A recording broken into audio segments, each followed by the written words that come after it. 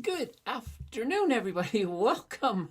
It is Sunday, August 16th. We have passed the halfway point of this month. September's coming pretty fast. And I gotta say, what are we thinking about for September? Are we thinking red?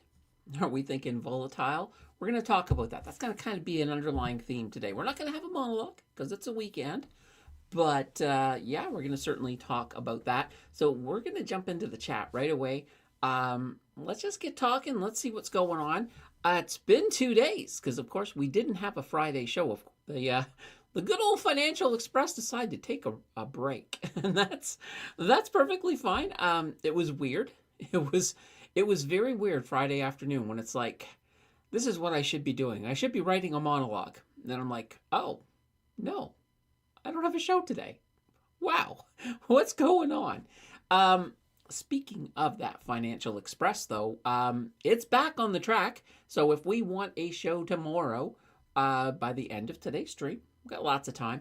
If we do 4 supers, 4 gifted subs, or any combination of that, we'll throw Monday's show on the schedule. If we miss it, if this train stays derailed, the next show wouldn't be until Wednesday, other than the channel members will still have their after hours Tuesday night. But we've never missed 2 in a row, so I've got some confidence in you guys. I got faith. I got faith.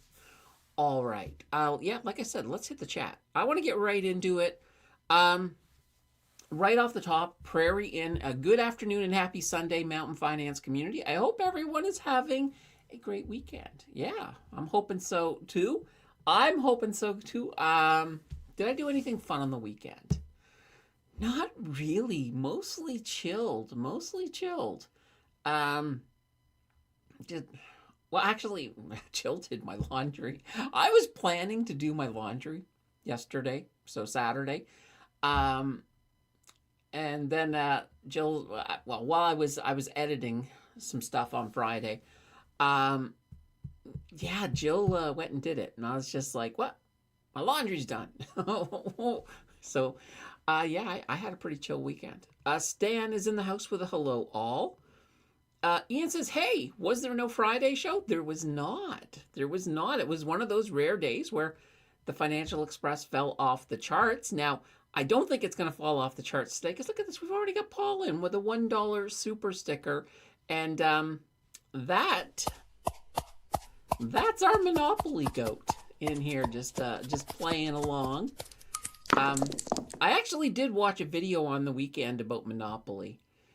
Just how so many people have taken... So Monopoly, I'm sure you all know how to play Monopoly. But there's one rule in Monopoly almost everybody doesn't play.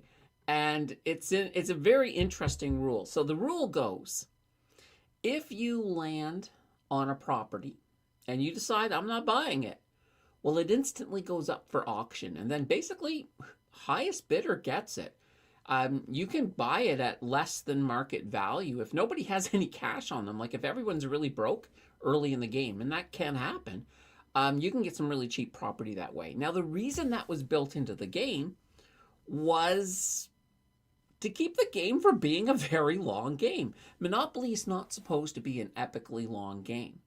So when people change the rules where it's like, oh yeah, I'm just not going to buy it, it makes it so you have to go around and around and around until, eventually you get all the properties.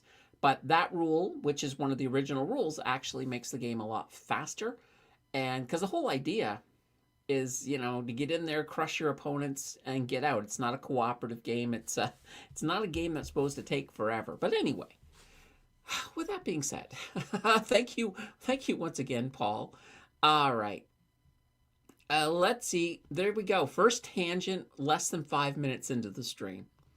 Paul says, intro says market close on a Sunday. Oh, good afternoon. Oh, does it say market close? Oh, I forgot to change it.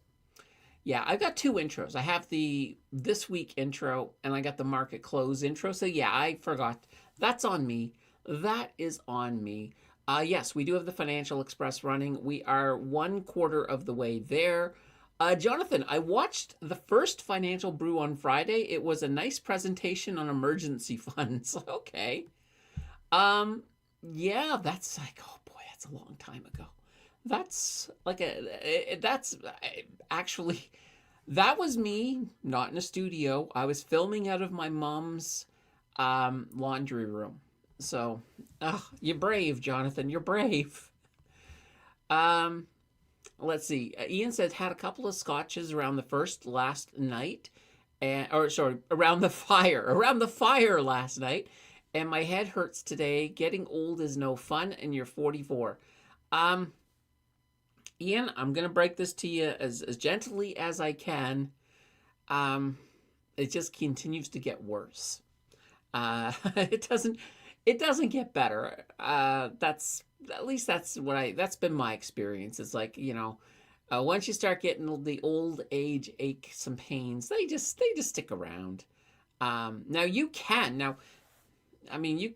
I mean, if you change your lifestyle in different ways, you can certainly alleviate some of them. So, for example, um, I think everybody over 40 should lift weights. Resistance training one way or another, because that's one of the biggest problems. When people get old, one of the biggest problems is lack of strength, because your muscles will start to atrophy a little bit. But if you're working at them, you can keep them strong. That's going to prevent you from getting into that. It's going to make it easier for you to do everything. It's also going to make it easier for you to not have fall injuries. And if you do have a fall, the extra muscle, you know, it's going to help you out. It's going to help you out. It's going to protect you from injury. So anyway, I highly recommend it. I lift weights 3 days out of the 5, or sorry, 3 days out of the 7. So it's a good thing. Absolutely. All right. Niece says, good evening, everybody. Rory says, hello, all. Ship spotting in Niagara, and I will not say your name 3 times fast, says, hi, folks. A says, hi, Candace. Yep. Happy Sunday, everyone. Where have you been on Friday, Candace? Well, yep. The Financial Express fell off the tracks. So on Thursday we didn't add the Friday show. So there was just simply no show on Friday. That's how the Financial Express works. So it's kind of interesting, guys. Just to give you guys, those of you who are new may not realize this, but there's only 3 scheduled shows a week. Sorry, 3, 2. There's only 2 scheduled shows a week. Well, technically 3 it is 3, because if we count the channel members live stream. So yeah, the Sunday show is a given, and Wednesday. So we only have 1 market close every week that I do. However, we started this thing, when was it, last December? So last December we started, every December I try to do something different. So we created this thing, and we called it the Financial Express. And the reason we called it that actually is because it was around Christmas, and I was thinking of the Polar Express. I was like, oh, let's just call it the Financial Express. So the whole idea was every show that we had 4 supers or 4 gifted subs or a combination, we would just add a show, and we would just keep doing it. And we did all the way through December. And I said if we did it all the way through December, we'll just add it. We'll add it as a regular thing. So that's how that came about. So when you guys interact with the channel that way, we just add shows. And we can bank shows. You guys can also win shows. Like there's 2 shows you can win every month. That's like the bingo. And we did win last time. So we have bingo once a month. And we also have Canadian Battleship. So we got 2 ways to win shows as well. So when you see it, if you look up at the top corner, you see that little beaver with the 0. That means right now we've got no shows in the bank. So and right now we do have 1 super right now. We have a super thanks from Paul. Super sticker. And if we get 3 more, that 0 becomes a 1, and then that 1 becomes a 0 tomorrow when we have a market close.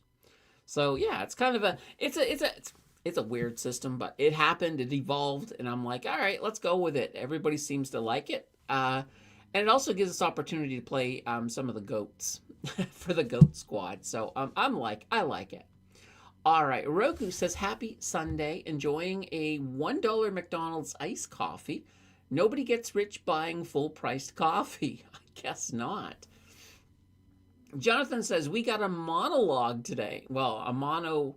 A monologue. Yes. I love it. I love it. The other big rule, by the way, in Monopoly, that isn't a rule, but people like to put it in, and it also extends the game, is the free parking. You don't put money, there's no money on free parking. The official rules say it is just a free space. Nothing happens there. You don't put all the money, and that, because that does delay the game. The idea is to get the other opponents out. There's a couple of other big ones that people like to change. Like, there's one, and I've never heard of this one. Some people will say that you don't have to pay anything on your first trip around. So, if you land on luxury tax or the income, yeah, you do. You still have to pay. It's simple as that. You have to pay. And the other one is, and nobody I know has ever played this, but some people play where if you're in jail, you can't collect rent. Yeah, you can collect rent. I mean, heck, there's a lot of landlords in jail. They're still making money. So yeah, anyway. Rory says, Ian, it gets harder to get off the lazy boy at 55. Mark says, good Sunday all. And let's see. A says, will there be a market red on Wednesday or Thursday? That's a good question. Let's see how this week goes. Now, here's the thing about this week. Last week was relatively calm. And it's been hard for Donald Trump to string together a couple of calm weeks. Ah, boy. Yeah, it's been really, really hard for him to do that. So, I say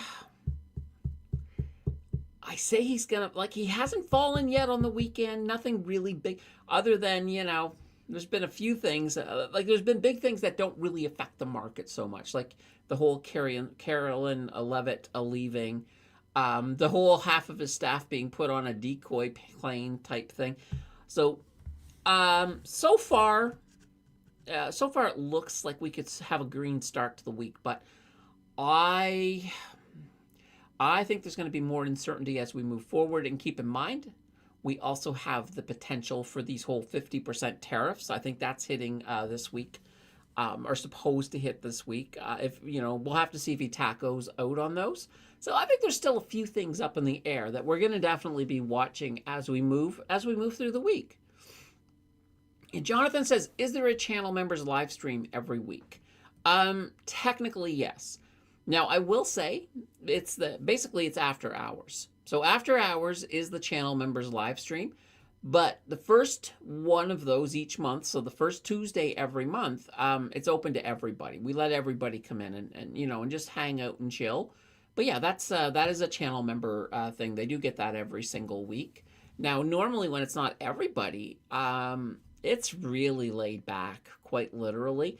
Now, last Tuesday, I swear I said it to channel members, but somehow everybody got in. And I'll tell you guys, I have a rule.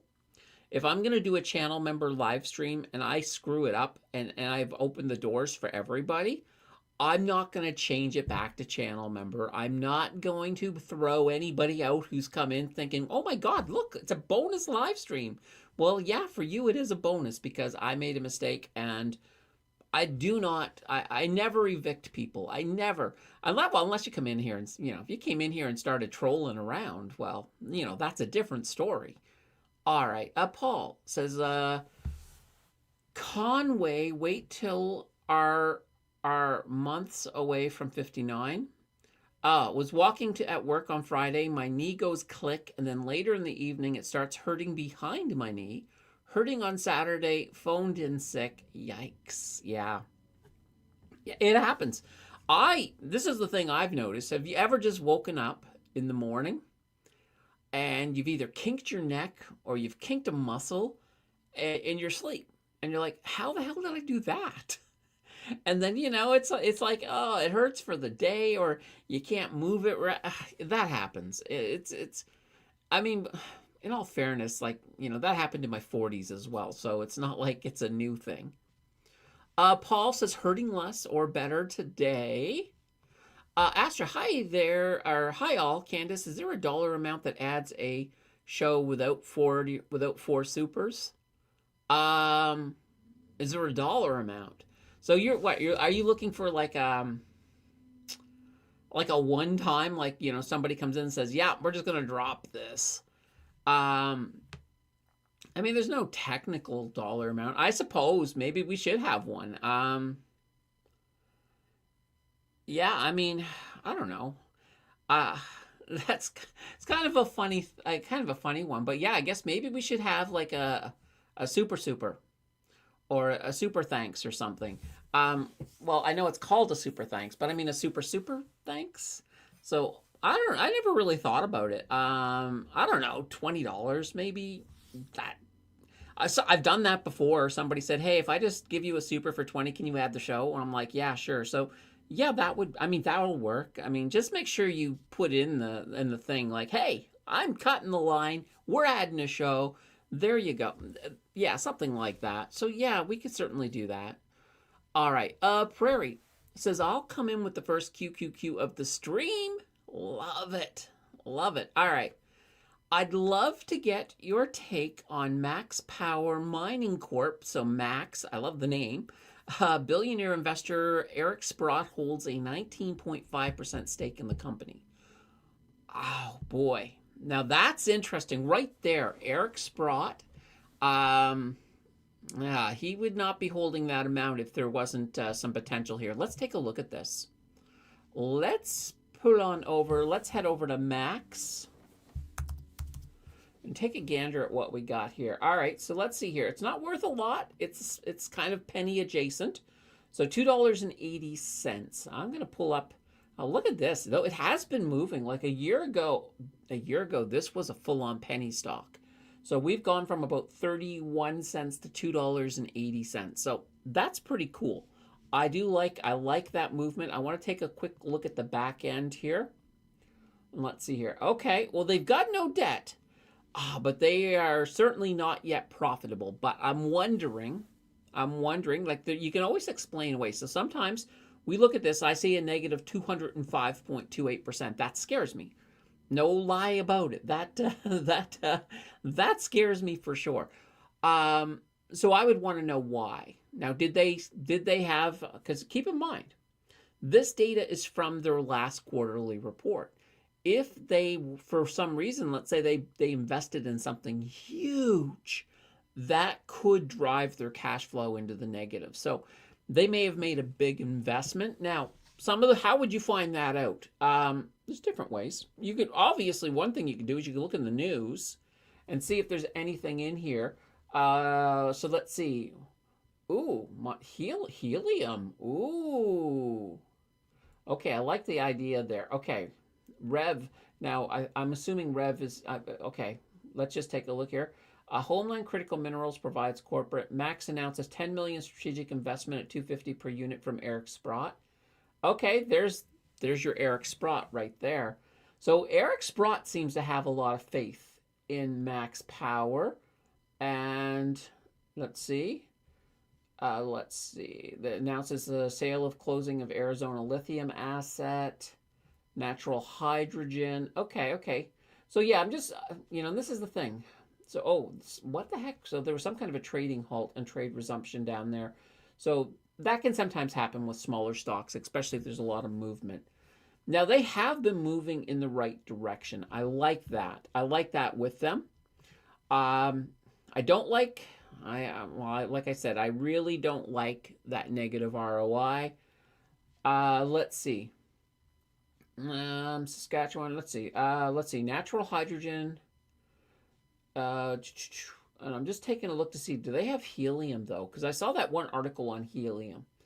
That would be interesting to sort of take a look here. Arizona lithium. Okay, so they've got their foot into natural resources. I think they're worth looking at. I would be a little bit hesitant about going in full speed. I know that Sprott has, but we don't know what Sprott knows. And there might be something to it, but I would still be careful because, like I said, what if Eric Sprott did this for some kind of other reason that we're unaware of? And I'm not saying that he did. I'm just saying that I don't have a lot of information on here, so I'd be a little bit weary. But there are some things here that I do like. There's some things that I don't like. All right, Niece. Let's see. Niece says, I make coffee. I make cheaper coffee at home. Have a Mocha Master. A Mocha Ooh, that's a great name for a coffee maker. A Mocha Master 2 separate heating element. One to get water to the right temperature, the other to keep the coffee at the right temperature, but start ATT 200 to 250. Okay, neat. Mocha Master. I'll remember that one. That's big. All right, oh guys, we got a 139 super sticker coming in from Mary. There we go. We're halfway there. And this, of course, is our Bay Street goat as we make our way towards adding a show tomorrow. All right, let's come on back.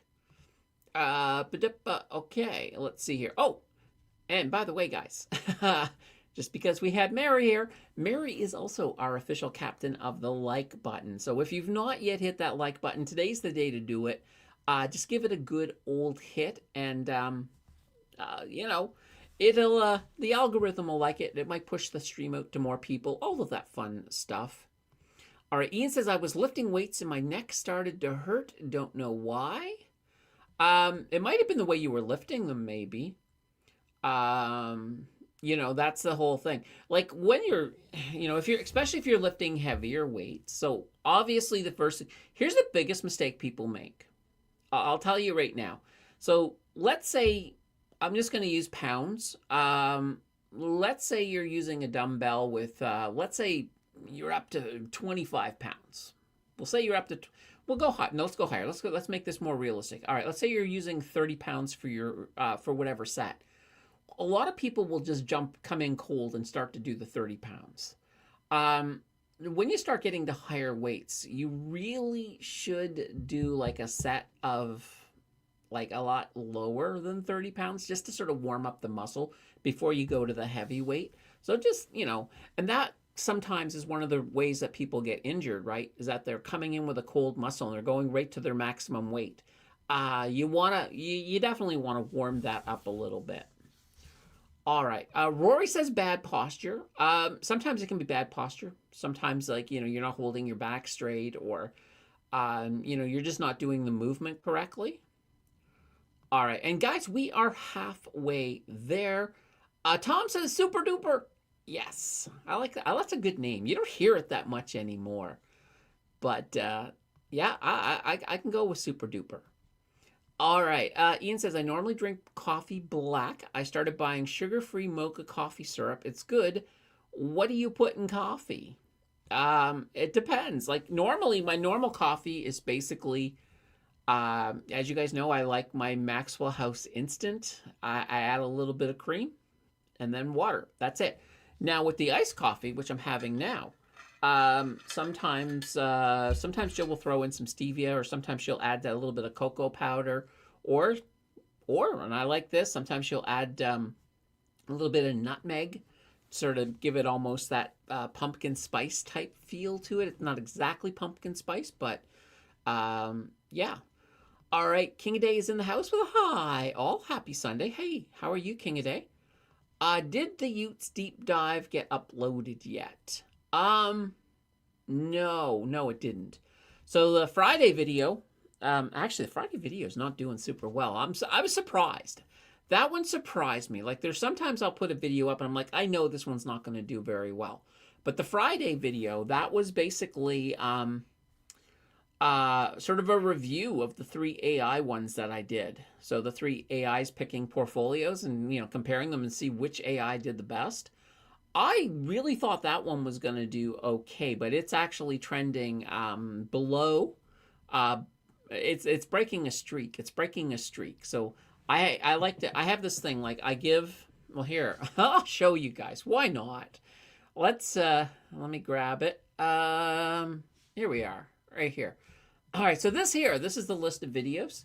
So this is my streaks right here, this little thing here. So basically, I keep a running average. So right now, the average over the entire lifetime of the channel, so this even includes all of the little ones from way back when, but this average is 23.59. So if you get above 23.59, and this number is always changing, you get part of the streak. If you don't, and this video, so Friday's video, oh, I haven't even entered the name of it in yet. Oh my God, I'm getting lax there. But yeah, it's at 1717. So it's about to lose the streak unless it gets like a whole bunch of views.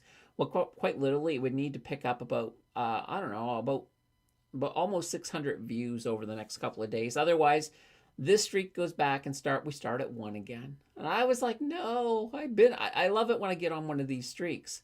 Like the last streak was 4, then 2, and then a 2, and then a 9.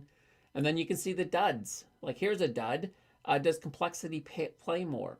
Wow, that was actually a pretty good video too. ENCL versus XEG. That one was a bomb. And I'm like, how? That was so topical. But, you know, anyway. The life of a program manager. So, yeah. You know, the Utes one, is that next? I think it is. I think that's the Tuesday video, Ian. I think the Utes deep dive is on Tuesday. Then the next video after that is we're looking at the Russell. It's you know, making income from the Russell. Because actually the funny thing is I had that question. I think the last stream we had a question where someone was asking me about ETFs from the Russell. And we found that the Global X ones, I was looking at them and I'm like, you know, this is a good idea for a video. And plus I can explain the Russell, because I'll tell you, a lot of people don't understand the Russell. Because you'll hear me say, these are the little caps when we're talking about the Russell. The Russell does hold the little caps if it's the Russell 2000. Now the Russell... And, let me just do this, guys. I'm going to do this. I'll do it in the video as well, but let me do it for you guys while we're here. We're going to the whiteboard. The whiteboard. Nope, that's not the whiteboard. There's a whiteboard. All right. So I'm going to grab a pen. All right. All right. So you've got, well, that's, actually, you know what? Let's just put in a text box. This will actually be easier. All right. All right, so the Russell itself, it's actually the Russell 3000. So there's the Russell 3000. That is the main one. Now the Russell 3000 is made up of the top 3,000 by market cap companies in the United States. So when SpaceX released, you probably heard that they got added to the Russell. And you might be thinking, wait a minute, SpaceX is not a small cap. Why are they going to the Russell? Well, because the Russell does have all of the big, everything, the entire S&P 500 is in the Russell. So that's the Russell 3000. Now, there are two exchanges within the Russell. There's the Russell 1000, and I'll put this down here like this, the Russell 1000, and the Russell 2000. And you can notice that this adds up. So the Russell 1000 is the top 1,000 stocks in, companies that are in the United States within, with the highest market caps by market cap. The Russell 2000, and you might be thinking, I know, it's the top 2,000. Nope, it's not. So the Russell 1000, and here let me just do this because this will make it a little bit easier. So the Russell 1000 is companies 1 to 1,000. There we go. So they're the top 1,000 companies. And the Russell 2000 is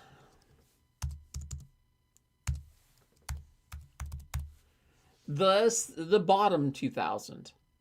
So that's why this one is the little caps. That's why they're the little guys, because we're talking about the Russell 2000. So anyway, I don't know if you guys ever heard that before. I was just like, I don't know if I've ever mentioned this before in talking about the Russell, but there's a little bit of information about the Russell for you. All right. And Niece says, I drink my black. Oh, sorry. I drink my black, or if in a hurry and coffee to hot, I can put in a little milk to get the temperature down. Okay, fair enough. Well, you know what? Here's the thing, depending on the time of the year. So in the summer, I set the kettle to 75. So 75 Celsius, of course. So I set the kettle at 75. In the winter, it's usually 85 to 90. So I like to have different temperature hot coffee depending on the time of year. Paul says, let's see, this is to Ian. I worry about sugar-free, especially some of them in candy that makes intense intestinal distress. Air or worse. Yes, so there are some of these sugar-free sweeteners that, and I can't remember the exact name of the ones, maltose maybe? I don't know.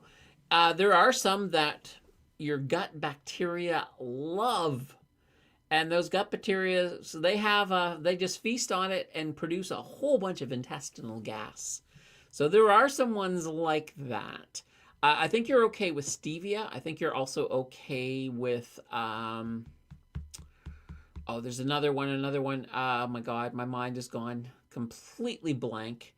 Allulose. There we go. All right, and Mary says hello all, and of course, Mary is our official captain of the like button. We've already mentioned that, so if you haven't yet hit that like button, though, let's get on it. Let's get on it. Paul says cheapest super is $1. I'm actually, here's the funny thing. I would not be surprised to see YouTube increase that, but I think right now the super, I think the cheapest is $1. And I know, like, I recently did a survey and stuff, and I know YouTube is like sort of saying you should be charging more for your channel memberships. I have a rule. I want my channel membership to be the price of a coffee. And right now we are below the price of a coffee. But maybe I'm not going to change it before December 1st. Or sorry, this January 1st. January 1st, we'll look at a cup. We'll look at the price of a cup of coffee.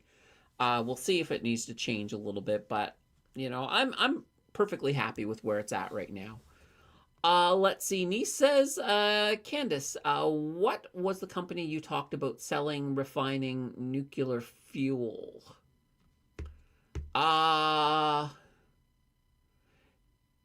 Great question. It was probably Cameco, I'm going to assume, because we're talking uranium, right?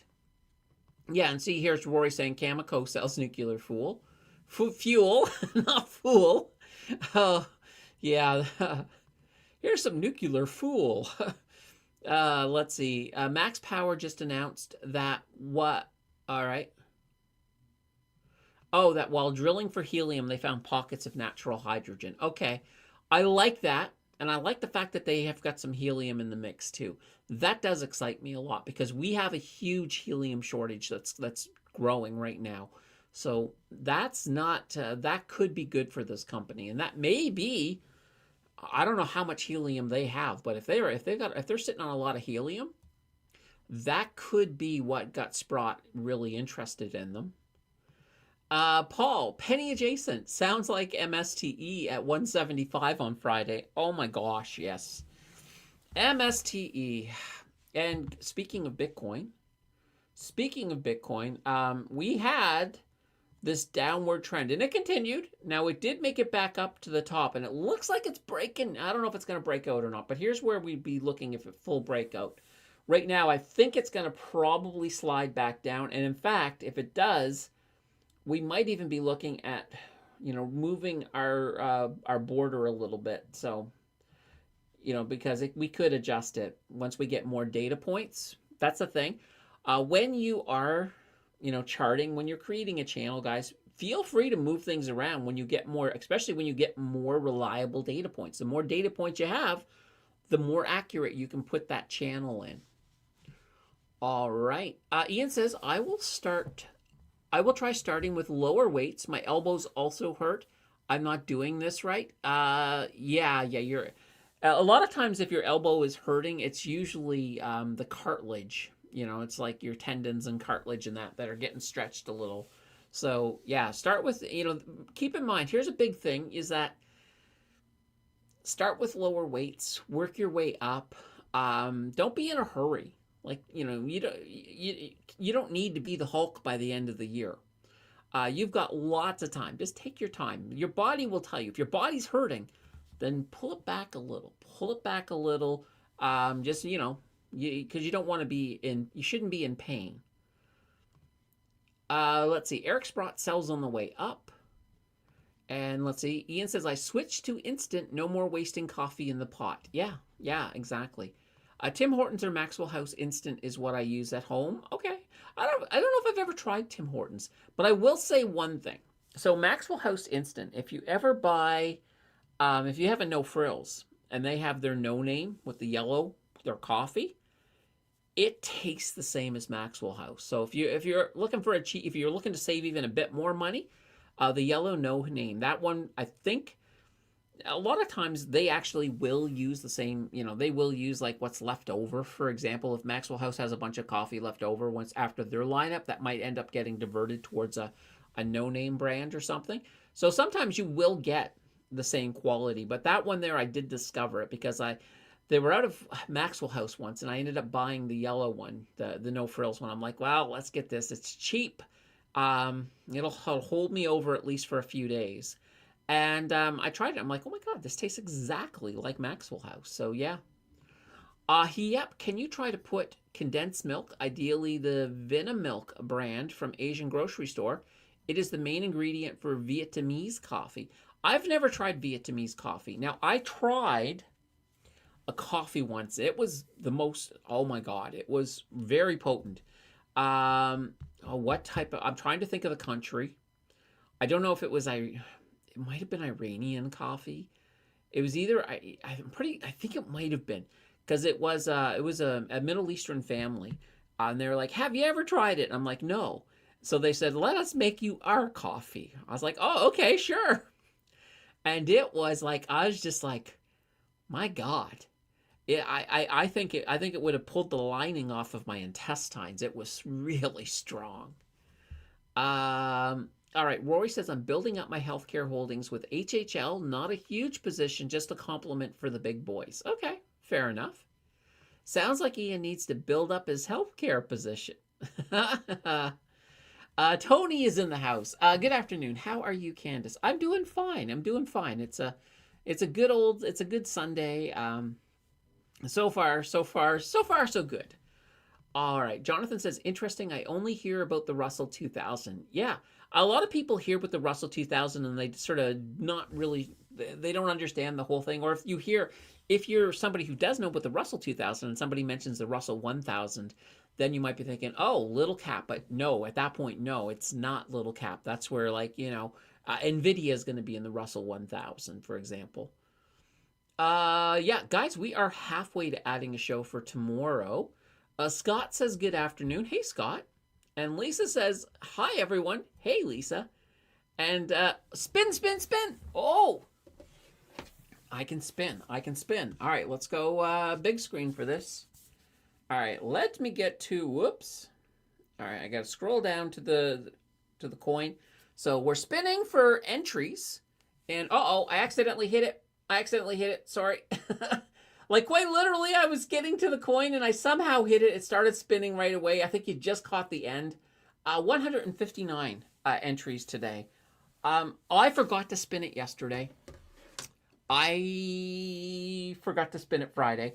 I'm so used to spinning it for you guys. So, oh no. But yeah, so we have contests over on Wealthsimple. And here, I'm going to drop in that link here for Wealthsimple. So if you are not a member of Wealthsimple, if you have not yet signed up for the Wealthsimple broker, this is how you do it. Use this link below. Once you fund your account $100, they're going to give you $25 for free. They will throw $25 at the channel for free. So win-win.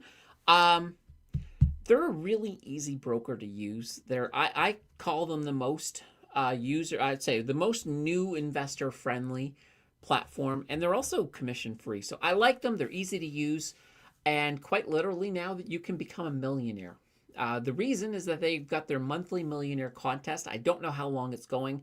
It looks like it's going into September, so maybe, I don't know how long they plan to keep it going, but every week on Thursday, they give away a prize. Last Thursday, it was $50,000. This coming Thursday, it's a car. So, you could win a car. And you can get more entries. So basically, every dollar you put into your investing journey over there, they give you an entry up to, I believe the cap is 100,000. So you can't get more than 100,000 entries. They'll let you do things like spin the little coin to get extra bonus entries, all of that. So the odds of winning are better than 649, but they're still insanely hard. Some people here have been winning small prizes, whether it be $3 to add to this account or extra entries. I've been winning nothing other than on my spins. So, but anyway, check it out. Even if you already are happy with your current broker, there's nothing wrong with having multiple brokers.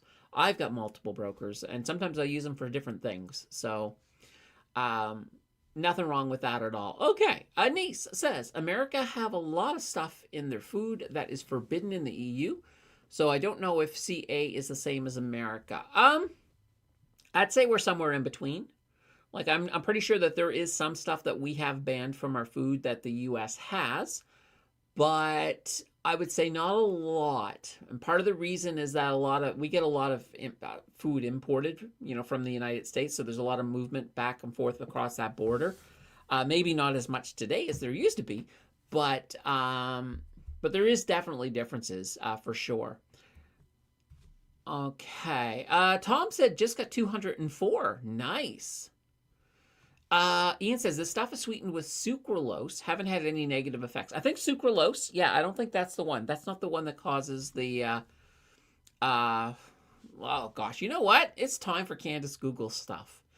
Let's do it.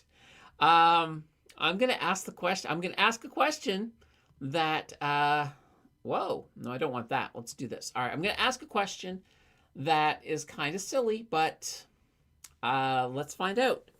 I'm just kind of curious which one it is. Which artificial sweetener causes gas? It should tell us. I'm pretty sure. Okay, so it's, sugar alcohols. Yeah, all right. So, this is the one I was thinking of, maltitol. So these ones here are the ones you want to avoid. So sorbitol, xylitol, maltitol, mannitol, and erythritol. So basically, if it ends in a tol, then you're probably they're probably ones you want to avoid. But those are the ones that can cause some gas, and a lot of gas. If you're planning to go somewhere public, you definitely want to avoid these, like 100%. All right. Prairie said, thanks for your thoughts on Max. You're welcome. Scott says sucralose equals super close to sugar. It is pretty close. Absolutely. Leon's Money Flow in the house. Hey, Leon, how are you? And hello. Leon's Money Flow. He has a channel, by the way, guys. If you guys ever want to check it out, Leon's pretty cool. So good to see you. Scott says, Nabob and Maxwell House are the same. No name might be as well. Oh, okay. I don't know if I've ever tried Nabob. Okay, cool. Rory says, I'm getting a little chunky myself. Bought a bag of nachos for the weekend. Well, that's probably not going to help with the chunkiness, but it's going to taste good. Scott says, has anyone heard of the Knight Industries 2000? That's Kit. Knight Rider's car. 27 of 59 have hit the thumbs up. Oh, guys, we could do better than that. We could do better than that. And yeah, Nee says we can do better. Leon's Money Flow, what are you spinning? That's a coin on Wealthsimple on the app. So at the bottom, hopefully you know about the monthly millionaire contest going on over at Wealthsimple. At the bottom, every day you can spin a coin to get some bonus entries. So I usually get, I don't know, anywhere from about 30 to 130. I tend to fall mostly in there, but well, Tom just got a 204. Leon, are you ditching Biggie and HHIS for something better? Leon says, oh, I didn't know you could spin every day. I just did it. Nice. Let's see. And Leon says, I'm just going to eventually go with something index-based like QQQT. Might also do a position in Fin. Only time will tell. I'm in no rush to ditch anything yet. Yeah. And you know what? I think it was Brandon Beavis once said, vesting is a lot like a bar of soap. The more you handle it, the less you have. So, you know, it's fun. I mean, a lot of times it's tempting to be moving stuff from this fund to that fund, but you always want to be sure that that it strategically makes sense when you do it. So you don't want to just sort of move things for the sake of moving things sometime, or always just keep on moving stuff to the newest, greatest fund, because, you know, you'll look back at ones that you were in and you'll be like, yo, gosh, you know, I would have made more money if I had just left things alone. So you want to be careful with that.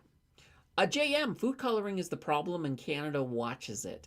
Yes, a lot of those, like red dye number 3. Like, I'm pretty sure we had that. We removed that long before the U.S. And the U.S. finally has come around to that one. Rory says to Leon, I'm sticking to the funds that are index-based myself.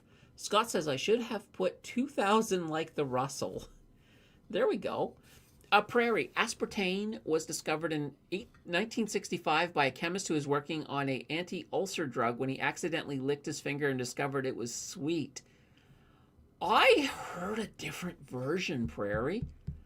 I heard he was working on a poison for... oh, boy. But maybe that's correct. But you know what? I think you're right, but I want to see. I want to double check. Maybe because that... I was like, wait a minute. All right, aspartame. Here we go, aspartame. A low-calorie sweetener. All right, let's just put invention of. Gotta love Google, right? Okay. You're right. See? I could have swore. That's why I wanted to double-check this, because I was like, you know what? Prairie sounds right. And I had heard something else about poison. And I was just like, wait a minute. I don't know where I heard it from, though. That's one of the reasons I wanted to go to your data. Yeah, you're 100% right. Huh. Yeah, I like it. I like it. Niece says, when Sweden joined the European Union, a lot of stuff that was forbidden became harmful for humans, and animals got approved again because of European Union. Oh no! Yikes! Yeah, that's kind of a downer. Yeah, guys, we are 2 supers or gifted subs away from adding a market close tomorrow. Prairie says urban legend. Yeah, probably was. Rory says aspartame is poison to me. I get massive headaches from it. You know what? I've heard of people who get headaches from aspartame as well. So, yeah, I don't like aspartame. I try to avoid it. Like, quite literally, like, I know Jill likes to sweeten things a lot, and I'm just glad that, you know, she does it with at least things like stevia, because it's coming from a plant. So it seems to be pretty safe. I don't think anybody's had any issues with it. Let's see. Diet sodas are a no-no. Yeah. I mean, I usually drink 2 things. I drink my water, and then I drink, I drink my coffee, and then I drink my, I got bubbly. That, like, it's just water. It's carbonated water. All right. Ian says, I heard sucralose was invented when one lab tech said, test this, and his assistant heard, taste this. Okay. That's funny. Well, you know what? That could fit. We don't know exactly how it went down.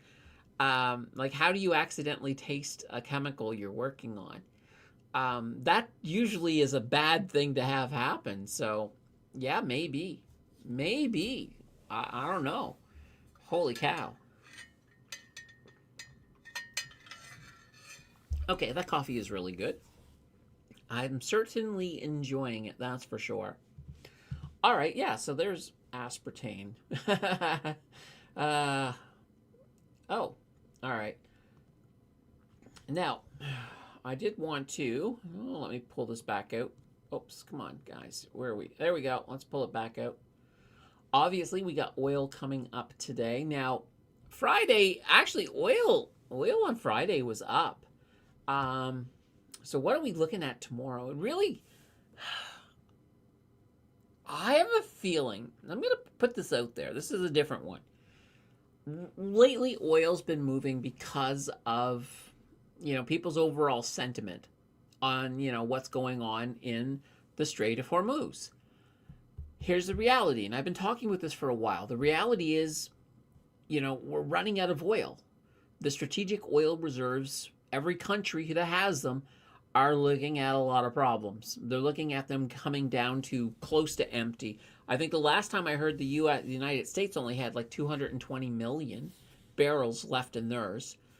So I'm wondering, now that we've had a week of calmness, could we actually see nothing happening in the Strait, but oil starting to climb? Because we know once things stabilize, oil should start to climb.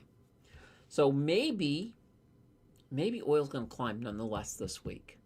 So this is the thing I'm going to say. I have a feeling, I don't think we're going to gap up too high. Like, I don't think it's enough that I need to put in a little thing so that we can guess we're going to gap to. But I think right now, if we maintain this calm this week, I think we're going to see oil starting to move up a little bit. So I think it's going to be I think we might see some green for oil. Now, if we can get green for oil and we've got no chaos, so we can get green for materials, well, look at this. I mean, look at Friday. Friday, we had green materials, we had green oil. Now, the TSX was still down, though, which is kind of funny because when you come in and look at it, you can sort of see, like, look at this. Like, this is an odd day. For the TSX to be down, we had oil up, we had materials up, we had banks up. So the three main drivers of the TSX on Friday were up. But we were still in the red. We had, the railroads kind of tanked on Friday. Consumer staples also kind of tanked a little bit, other than Dollarama. I mean, they tanked a tiny bit. They were down 0.38. Technology tanked a little bit. Kind of a mixed batch in industrial. So it's kind of interesting. Now, mind you, when you look at the TSX on Friday, it was only down 0.08. So it wasn't down a lot. And if it was down a lot, I would have been super perplexed.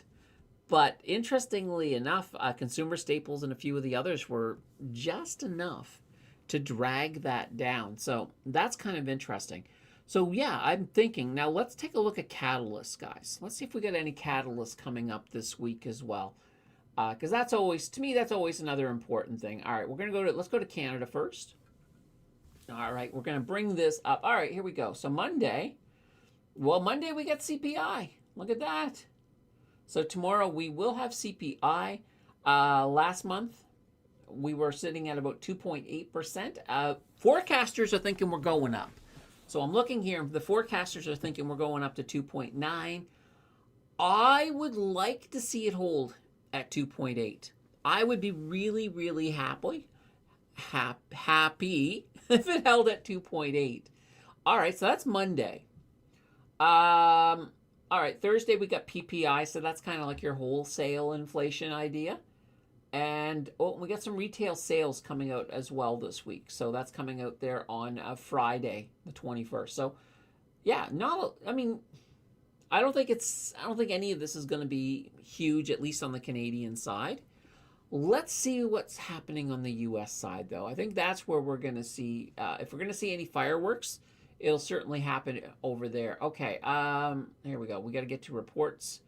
And the U.S. calendar, let's pull it up. There we go. All right, so coming up this week, let's take a look here. Let's see, housing starts, capacity. All right, weekly jobless claims. It's actually not a bad week in the U.S., so there's not a lot of catalysts on the list for the U.S. So there's a chance as long as Donald Trump doesn't do anything stupid in terms of aggravating Iran or aggravating the Strait, we could have a green week.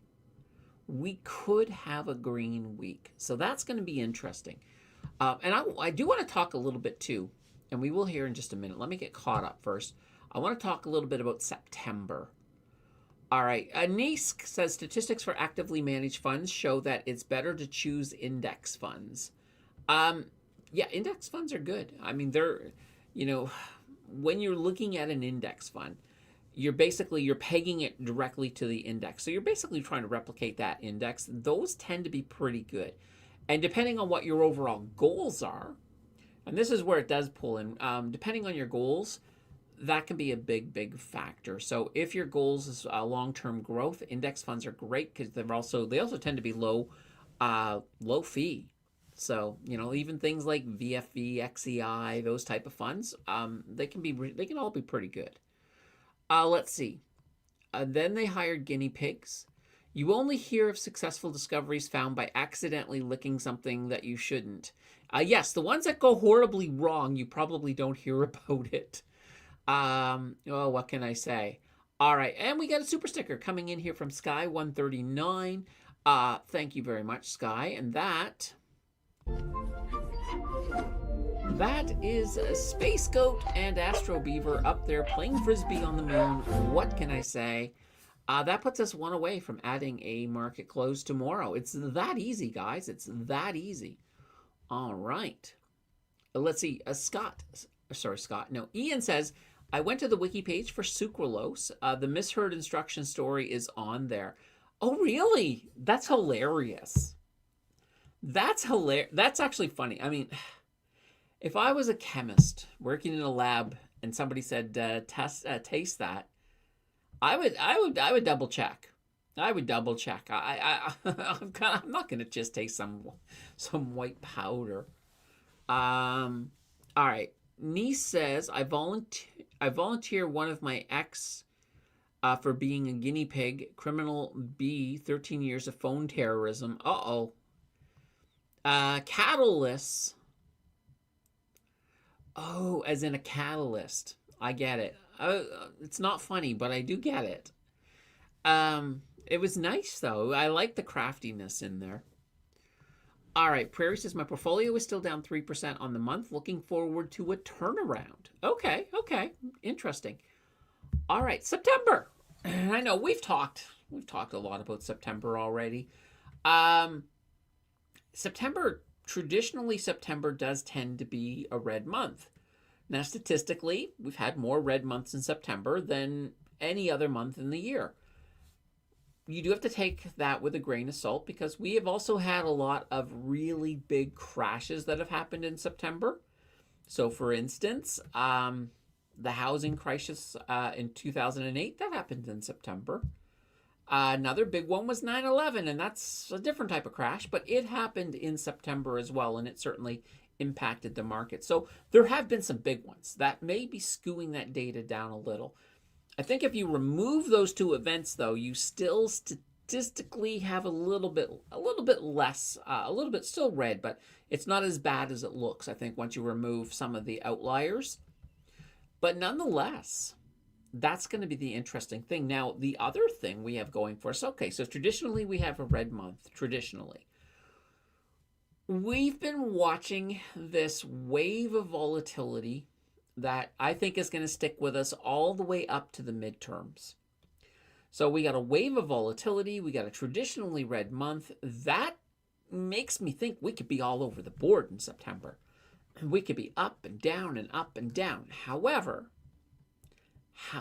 there's one other thing I want to throw in there.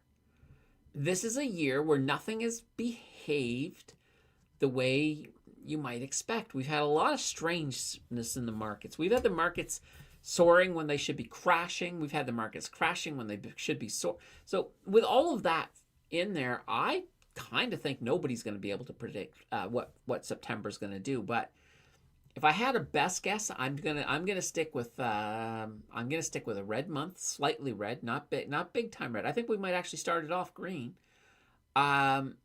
I think we'll have a red month, and I think we're going to have a lot of volatility. So I'm thinking, not August volatility, not July, maybe. When was the last? We had a really volatile month. Was it June? But I think we're going to see a lot of volatility. Some of the biggest in the year, maybe. That's kind of where I'm leaning for September, and it's going to be fun. I think it's going to be fun. There could be some buy the dip opportunities for sure, but we'll see. Could you imagine if September was just a completely dull green month? That'd be amazing, but I don't see that. I see that volatility getting ready to shake things up a little bit. It'll be the market in a blender. All right, Rory says index funds cover the whole market. Windex sprays cover the whole window.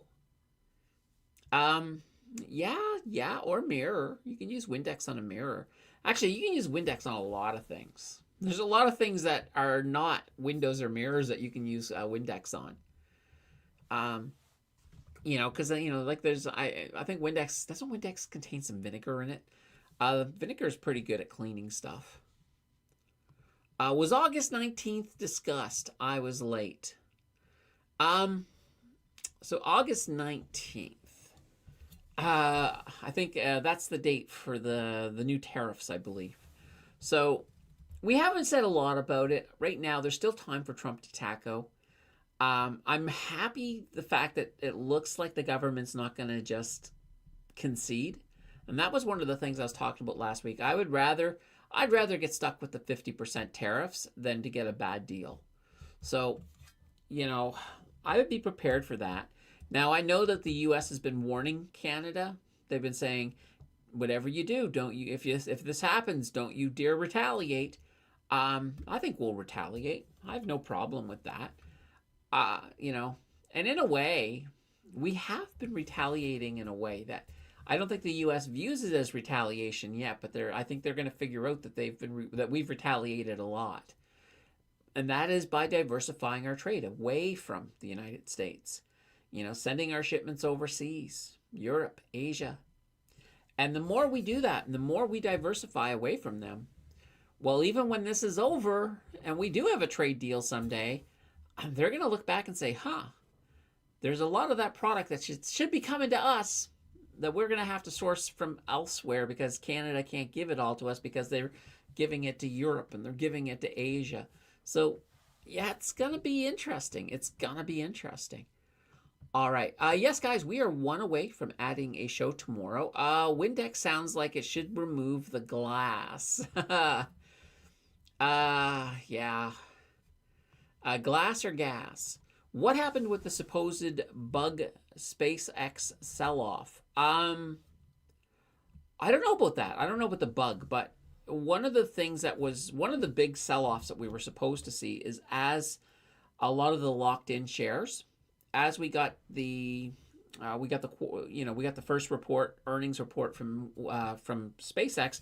So it did release a good amount of them. Now, they're not all released. There are some that are being released. I think it's phased. And a lot of people, including myself, I thought we would actually see things come down a little bit, but we didn't. SpaceX has been they've been kind of doing a little bit better. In fact, here, let's take a look at SpaceX. SpaceX, let's see. All right, here we go. So, yeah, SpaceX has started this kind of a bit of a recovery here. Now, mind you, I wasn't anticipating it. It caught me off guard. So here's the entire life of SpaceX. So, yeah, SpaceX is looking to be a little stronger. They actually I listened to Elon's speech on it, and as speeches go, it wasn't that bad.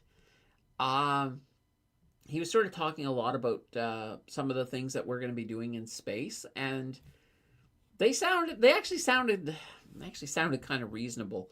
So he had a pretty good, and I think that sort of stoked things, and maybe people who might have been thinking of selling, maybe not. Also, I mean, I look at it this way too. SpaceX is going to go back up. I mean, I knew this. I expected it. I didn't expect it to go up as fast as it did here. But I think SpaceX, when we get along, once we have more history, we're going to see this as being kind of a little loop at the beginning, and then we will get to a point where it's a little bit more. I think it's a little bit more stable. So I'm still liking. I still like them. I like SpaceX on the long term. I will say that. I'm definitely a fan on the long term.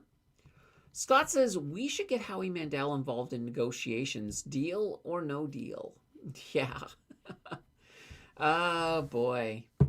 Or I mean, I guess if Trump's involved, we could do it on an island. So I'm not saying whose island, but it would be Deal or No Deal Island or Deal or No Deal Epstein's Island. Well, I don't know. Hey, I'm just saying.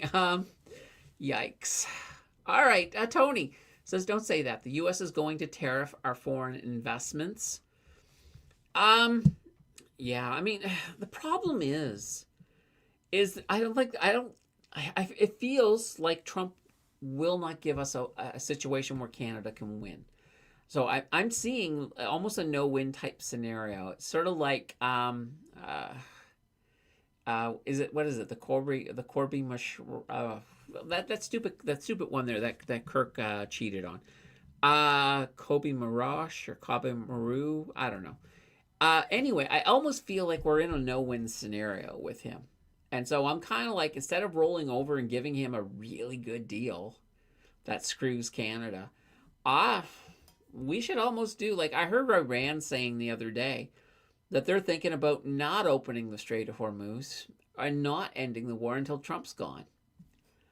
We should almost do that with the deal. I hope, though, Iran, I hope that they can come up with something, because if the Strait of Hormuz were to stay closed until 2028, well, technically 2029, because January is when the new president would be sworn in. That would be devastating. That would be absolutely devastating. So I hope something can happen. Rory says Monty Hall. Yes. Let's make a deal. Big not bug. Oh, okay. Fair enough. Space bugs. Yes. Let's see. Amazing that flies get more dominant around September. I wonder if it's more or less their last hurrah.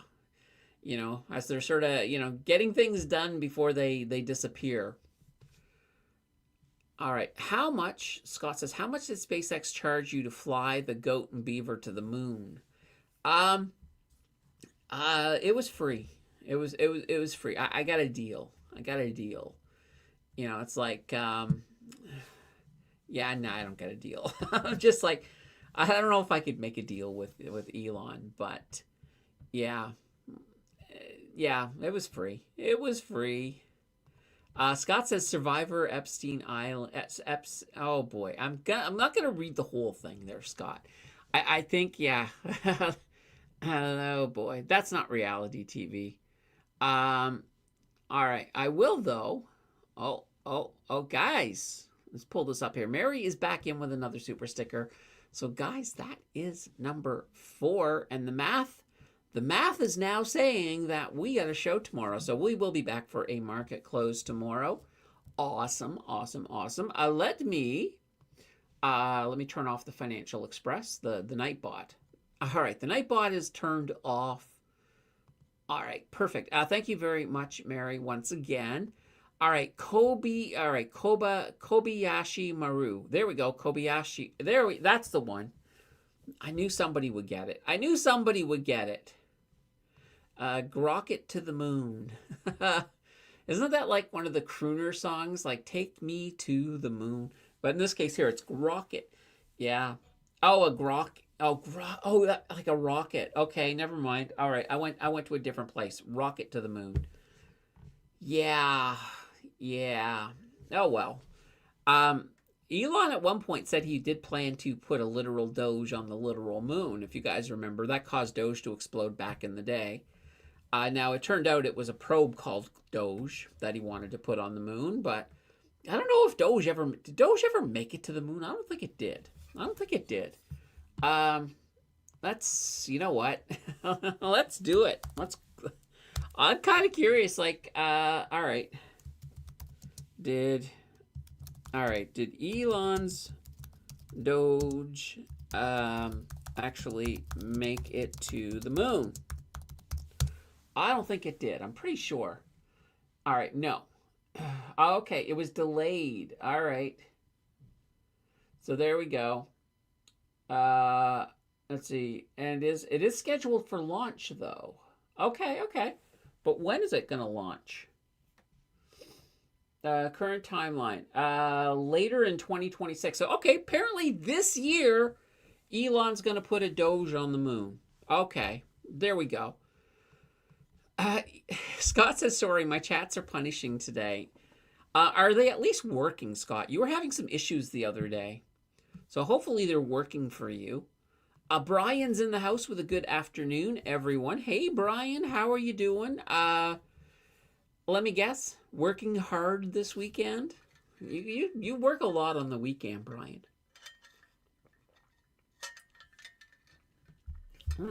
That was very, very good. All right. I'm just assuming. Pun-ishing. Oh, Scott. We may have to call you the Pun-isher. There you are. There's your superhero name, Scott. The Punisher. Okay. Oh gosh. That is. I like puns though. I do like puns. I'm gonna leave it. I'll leave it at that. I do like puns, so they are pretty darn good. All right, we got about 50 minutes until oil starts to just to flow. Let's see. It's pun day after all. It is.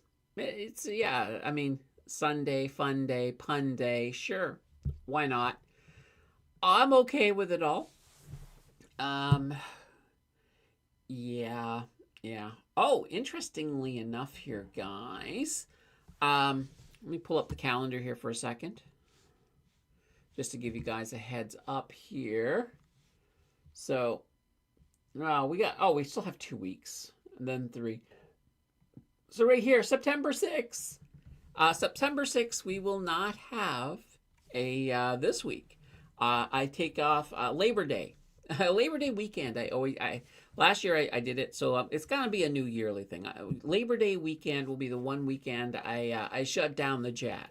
So we're gonna be shut down on the 6th. Now we will, and keep in mind I work pretty much every other holiday. In fact, this year, let's head ahead. Let's head ahead here for a little bit. When is the 25th? Oh, it's on a Friday. Nice. I always do a Christmas Day live stream, guys. I've done like 5 of them in a row, so that's gonna happen. It's gonna be funny when it falls on the 26th. That's my normal day off, so I'll still have to do a live stream on that day. So, oh well, that's fine. It's once a year. Alrighty. Brian says, let's see, I didn't work today, but I worked 9 hours yesterday. Oh, okay, okay. Have you guys noticed, those of you in the East, that the second half of summer has been pretty cool? Like, I've not been uncomfortable in the office, in the studio, because sometimes it'll get uncomfortable upstairs from the heat. I've not been uncomfortable since pretty much June. I think we had a little bit of heat in June, and so far the rest of this year has not been that bad. Now, that's probably effects of the El Nino, because it does tend to cool the summer down, but we should have a longer, sort of a warmer winter, but that's got its own problems. Actually, during one of the El Ninos we had, if you remember the giant ice storm, that was an El Nino year. So hopefully we don't get one of those this year, because that one was pretty devastating. So yeah, that was 1998? I think it was. I was actually I had taken a bus ride. So I was leaving Calgary. So I was busing back home from Calgary to Halifax during 1998, during that storm. And at the height of it, I was in Montreal. I was at a Montreal Greyhound waiting for my bus to get ready. And I remember it. Like, they had payloaders in the bus depot breaking ice. They were breaking and scraping the ice off of the pavement. There was so much of it.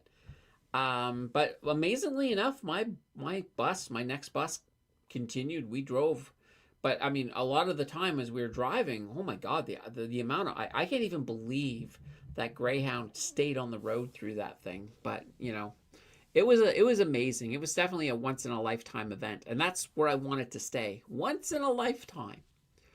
Scott says black gold Texas tea. The next thing you know, old Jed's a millionaire. Oh boy. Scott, the kinfolk said, stop punning away in there. Rory says, is Christmas an ETF fund too? Or Xmas? I don't know. That would be a great ticker for a Christmas supply company. There's got to be an Xmas. There's not. That's a ticker waiting to happen. Xmas, All right, Rory says, I dreamt I was gold panning in the river. Whew, excuse me. Did you find any? Did you find a nugget that you could keep? Brian says, gas is $1.51 at several stations on Dixie Street, $1.81 for premium. Holy cow. Tom says, MSTE under the Christmas tree. Yep. Now, hopefully MSTE is starting to rise by Christmas. That's what I'd like to see. I'd like to see it moving up. Brian says, cool. Where I've been working outside in the sun, salt stains on my t-shirts every day. Salt stains. Holy cow. MSTE at 150. I may buy some finally. I see, I'm kind of two minds. Like, I know that there's a lot of people that are saying the 4-year cycle can't. Bitcoin's going down to 39,000. There's a part of me that just, I can't subscribe to the 4-year cycle. I just can't. I mean, if it's right, it's right. But I don't know. I just don't feel it. I don't feel it. So I'm kind of looking here. And when we look here, this is SpaceX. Let's go back to Bitcoin. Oops, I guess I got to go up to get to Bitcoin. There's Brent, there's WTI, here's Bitcoin. So when I look at it, oh look, we seem to be moving back in. And let's actually collapse things up a little bit here. I kind of feel like this whole area, in a way, I almost feel like this channel, this big channel that I've been talking about for the longest time here, I kind of feel it's close to the bottom. You know, like I could see us going lower, but I don't see us going any lower than about here, than about 50,000. I just don't see, like 39,000, to give you an idea, 39,000 is way down here. I just don't see it. I don't see it at all. Yeah. So, I mean, right now we've been in this and, you know, we've now got a couple of other patterns. Oh, look, this pattern's not, let's pull this over. There we go. We've had a couple small patterns that we've been looking at, so we got to see what this resolves. Even if it continued in this for a while, I mean, it would just basically be moving this way, right? You might get back down to 60,000 with that. So we'll see what happens. We'll see what happens. I don't know. I don't know. That 4-year cycle, it bugs me. It bugs me. It just doesn't, I don't feel it. Scott says, I was out yesterday, but thanks for that, Brian. Christmas has been canceled. No, Brian. Or Brian, no, Scott. Scott, you're a mean one. You're a mean one, Scott. or a Grinch. The people in Whoville are afraid of you, Scott. Global X, there you go. That's, yeah. Global X. They could do it. Also, iShares. iShares start a lot of theirs with X. So, like XEQT, they could just do, you know, I'm just saying, somebody should take it. Unless, I wonder though, let's go to AI for a second. I got a really dumb question. Why, or let's see, is an ETF company in Canada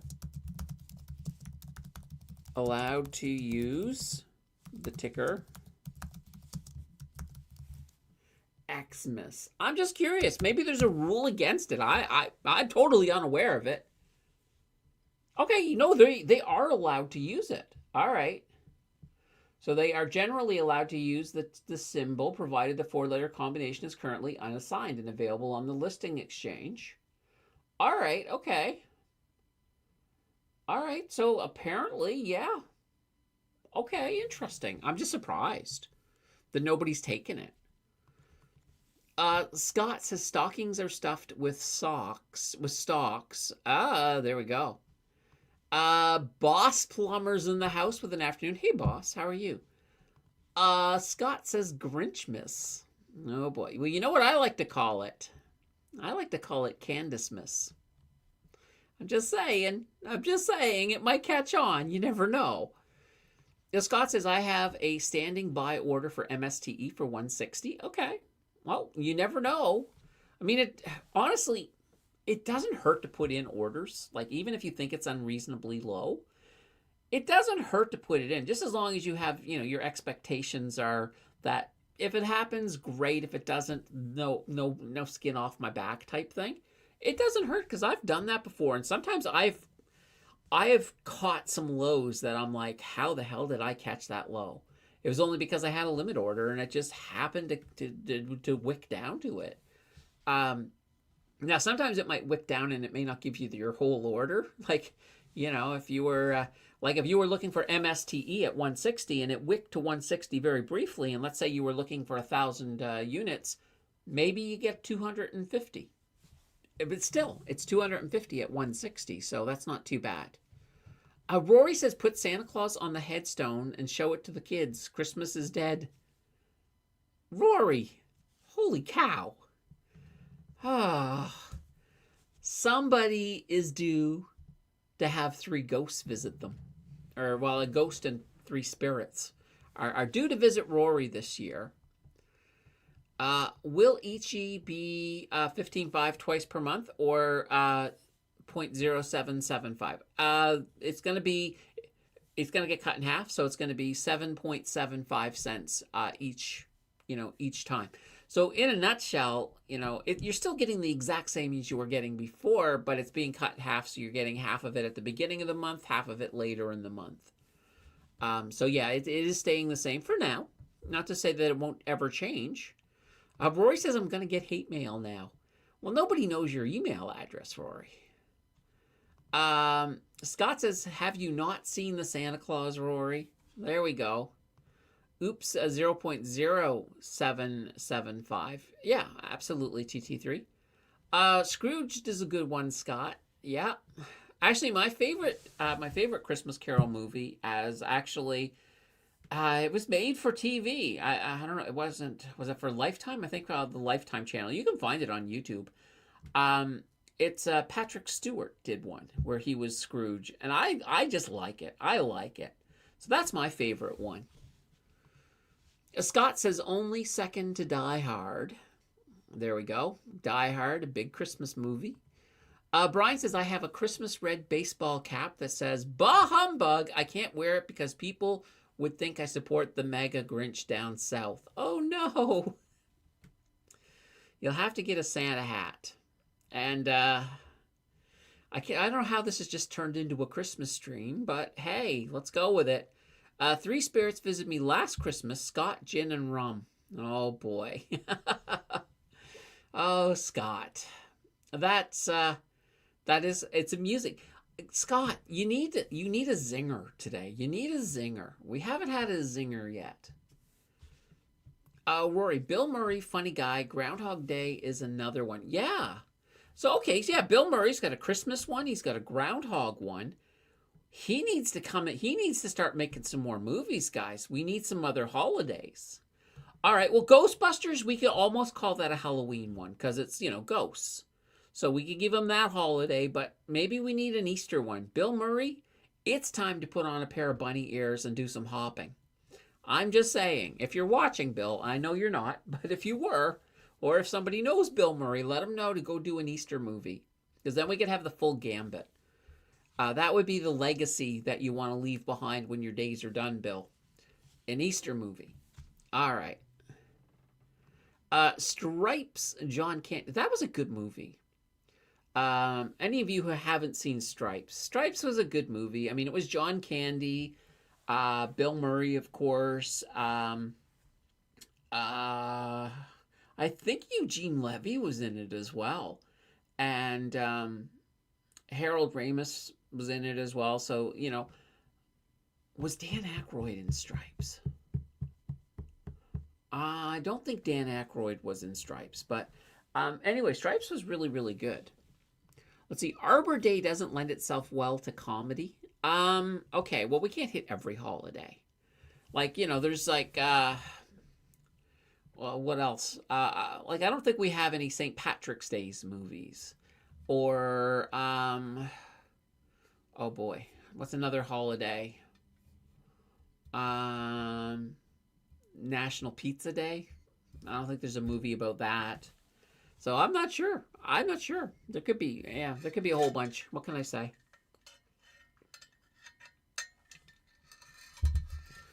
Boondock Saints. Okay. So that for St. Patrick's Day. Yeah, maybe Grizzly. Maybe we could go with that.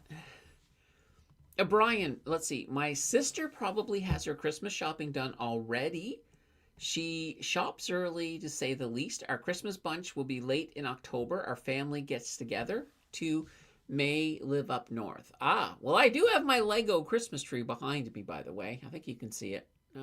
Or you can't. No, I think it's right behind. I mean, if I slide over, there it is. Right in there. It's right above that snowman cup. Next to a snowman box. There you go. There is some Christmas there. All right, let's slide on back. TT3 says, it's cold today. Maybe why we're thinking of Christmas.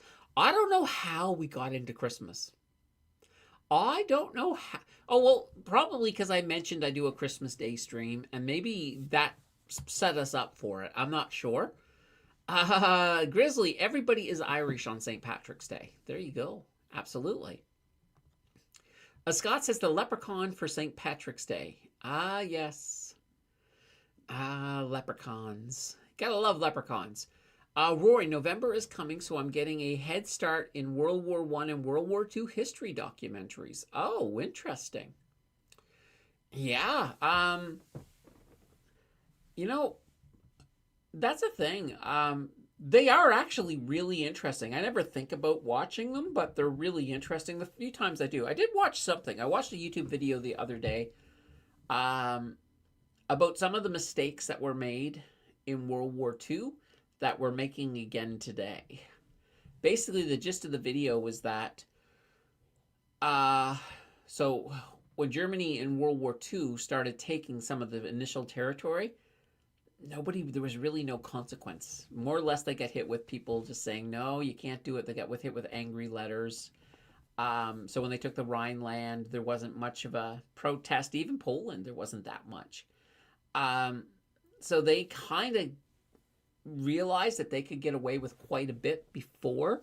So when they took the Rhineland, for example, there was a lot of French soldiers in there. Like, they were outnumbered. They would have been defeated if the French soldiers had actually decided to defend it, and they didn't. They just left.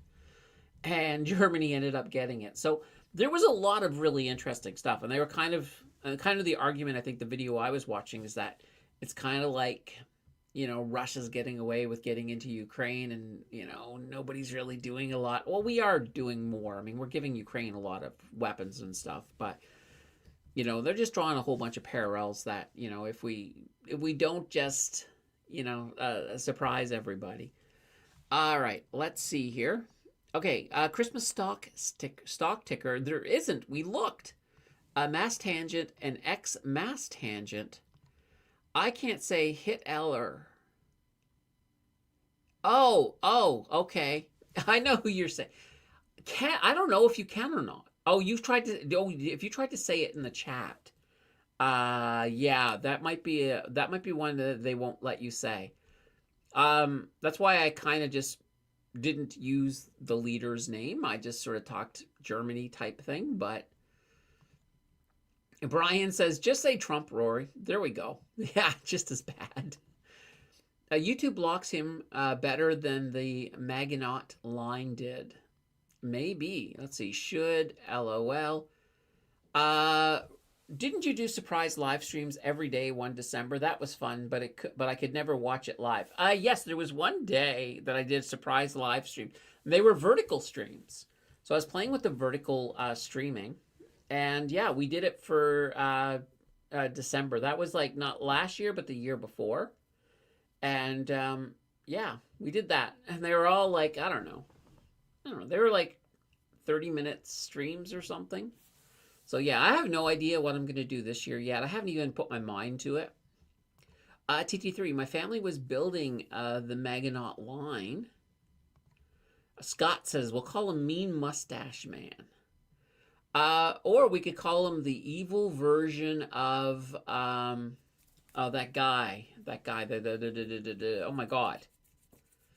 I totally forgot his name. Chaplin, you know, that guy. Yeah. Anyway, him. Stall the inn. Yes. Clearly the 12 streams of Christmas. Maybe. We actually did one year. We did 12 shorts of Christmas. We did 12 shorts, and each one we announced an ETF. So or stock. I think they were stocks or ETFs at that time. And basically the whole concept was you guys voted on your favorite stocks and ETFs back then, and then we counted them down over the 12 days of shorts. Anyway, we did that. I'll think of something. I always do. Never cross the streams. Yes, Charlie Chapman. There we go. It's just one of those days, Jonathan. You're like my brains in a briefcase today. So I like it. Yeah, he's like an evil version of Charlie Chaplin. Like if Charlie Chaplin got possessed by the devil, he'd be running Germany. I'm just saying. That's kind of what I'm thinking. Oh boy. Let's see, Christmas calendar style.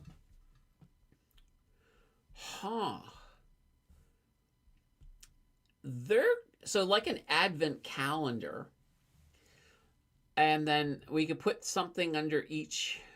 That's an interesting idea. I like the idea. I really do, actually, because I could build one. I could build an advent calendar, like a virtual one. That's not a bad idea. I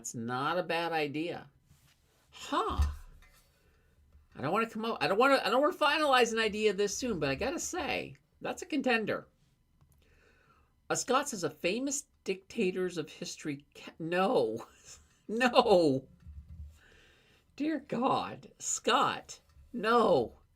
No, it'd be something like, you might open up, each day would have something. So I guess the only problem is we would have to randomize it, right? Because there has to be something where there's interaction from you guys, I'm thinking. So if we did a randomized one where like we have 1 to 25 or something, so the 25 days, and behind each one there's something, but you guys get to pick which number we open each time. So, it'd be, I don't know. I'm thinking. Aurora, yeah, it won't read the lists of generals and political advisors. Oh boy, no, we're not going to do any. It's going to be Christmas, right? We're going to do something Christmassy, not take over the worldy. It's not like it's not like Merry Christmas, General Zod, and then I have to kneel. Oh God, I hate that. Grizzly, in a Guess Who style, maybe, but not people who are taking over the world. Scott, 25 favorite ETFs advent calendar. Ooh, see, that's more like it. But what could we do with these ETFs? I was almost thinking though we want, because if you guys pick one and then I was like, okay, yeah, today's HDIV. That's kind of anticlimactic. We'd have to do something with it. So, I'll have to figure something out. Does he have a mustache?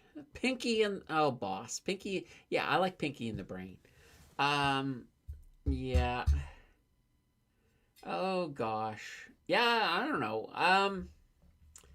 Yeah, I mean, what could we do with an ETF?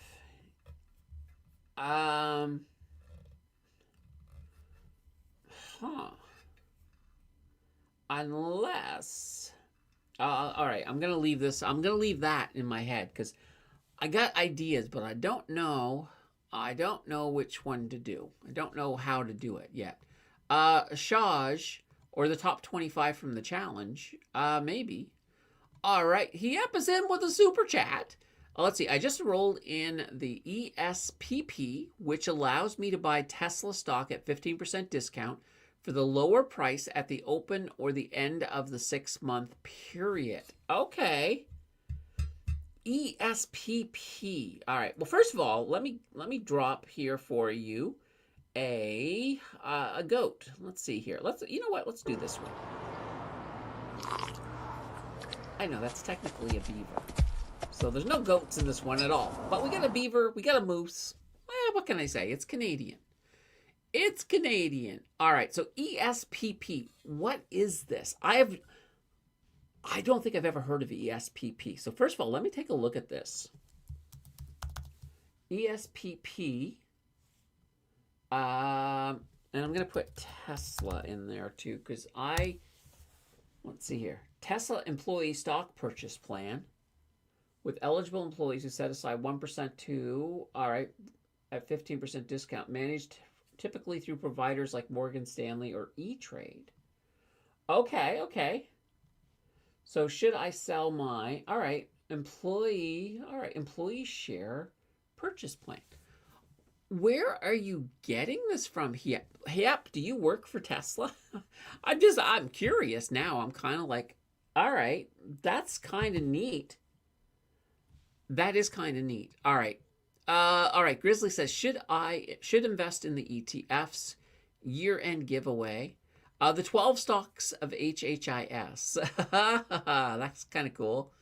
We could build an ETF out of Candace's bingo card. Grizzly says, I've wrestled a moose before. Holy cow.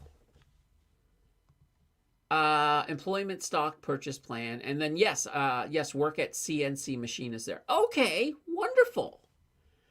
Awesome. All right, that's kind of cool then. Yeah, that's like really, really cool.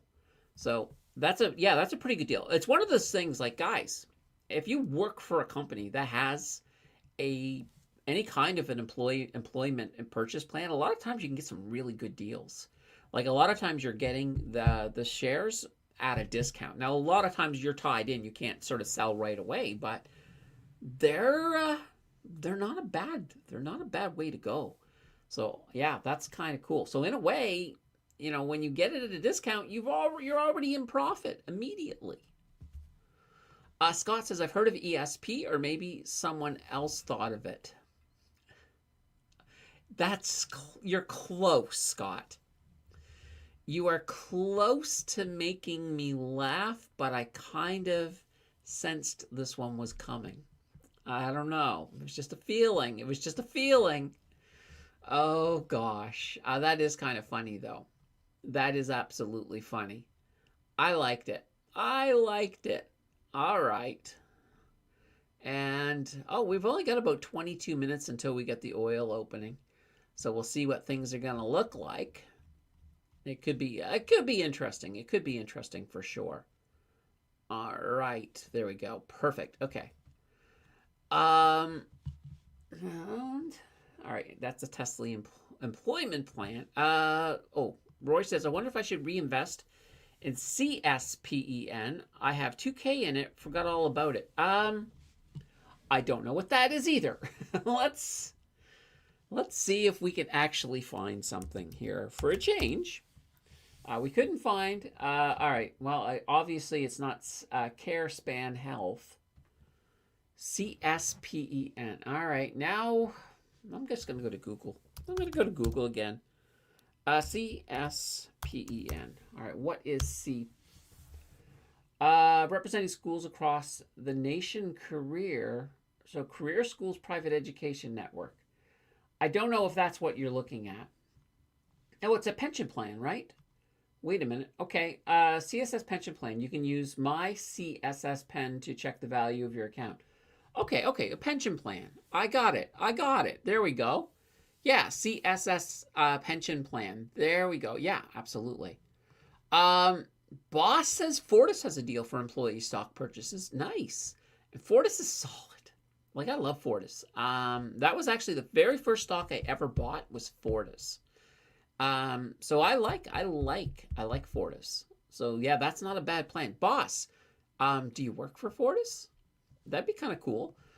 Brian says Goldman Sachs bought out Neos. Not sure that I like the move. I have a few Neos ETFs with my bank, with my main one being QQQI. Okay. Yeah, I mean, I got nothing. I mean, as banks go in the United States, I mean, Goldman Sachs is not too bad. So at least they're stable. So, I mean, if you decide you want to move out, I mean, I think you'll be fine. I think there's still opportunity for upside with it. CS Pen is 2 down from Aspen. Oh boy. Scott, you keep trying. Scott, the fact that we've been talking about Christmas for like the last, 30 minutes? You could have easily come in with some kind of a Christmas pun or something. There's so much you could have hit us with. Elisa says, I need to build up my Fortis position. It seems like I've been waiting forever for a decent dip in the share price. I know, Fortis has been on a bit of a tear. Like, just if you look at them in the last year, other than recently, we had that little bit of a trip the last week or so. But, I mean, just look at them in the last year. I mean, they came into the year down about 69. So they've gone up, $9? So, but yeah, it's been a nice little ride. And then we had this little dip. But I think this dip is over. All right. Brian, just say you are all in on BCHI, Scott. There we go. Fortify Fortis. Yeah, building up your position in Fortis. You could say, I'm fortifying my utilities, or fortify Fortis. Yeah, it works. Hey, wait a minute. Where's my border? There we go. My border was gone.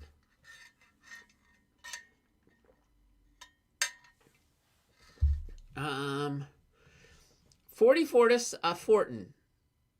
Okay, oh God. A BCHI is a one-time use. Yeah.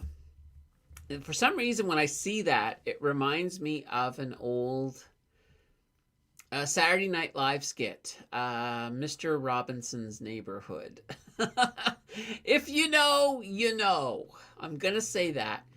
Grizzly, how are we handling the crash? I don't think it's a crash. That's kind of why there's a question mark on it. I think it's going to feel at times like a crash. It's going to feel good. It's going to feel bad. I think we're looking at a lot of volatility. Now, crash-wise, if you're talking about bear market, 2027. Right now, we're going to have a lot of volatility between now and the midterms. But statistically, after the midterms tends to be really good for the market.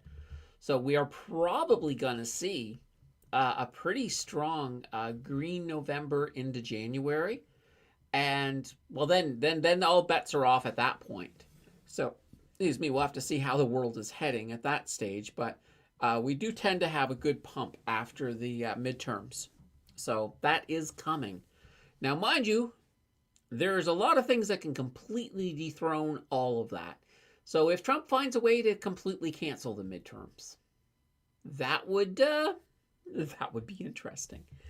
I'm pretty sure he's probably thought about it. I don't think he can do it, But nothing. I put nothing past. I put nothing past that current administration. Roy says, "Don't sell in a panic." Great. That's a great tip. That's a great tip.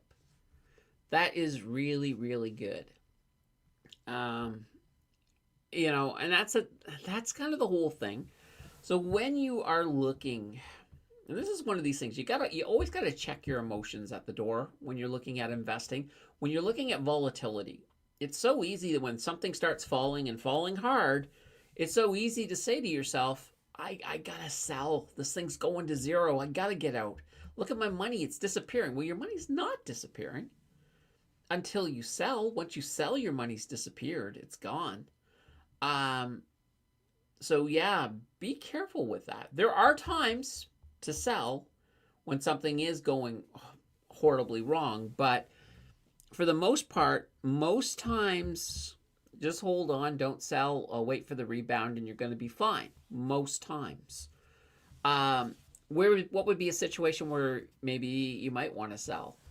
Um, I'll give you two that I can think of. The first is if you're in a situation where you're falling and it feels like it's going to be a long road to recovery, but you've got a similar stock in the same situation and they look like they're ready to recover. That might be an opportunity where you do a sideways move into, another stock down just as much, but has a much higher potential of moving back up. That's one way.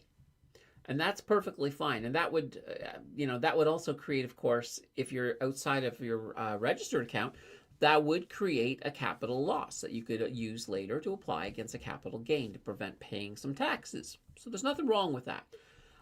The other one is if something's falling because something fundamentally horrible has happened to that company. Maybe there was a giant scandal. Maybe it came out that they were there was a huge corruption or fraud, or maybe they were embezzling. Those might be a situation where you might want to get out. If it looks like that company is going to, has really, really done a bad thing.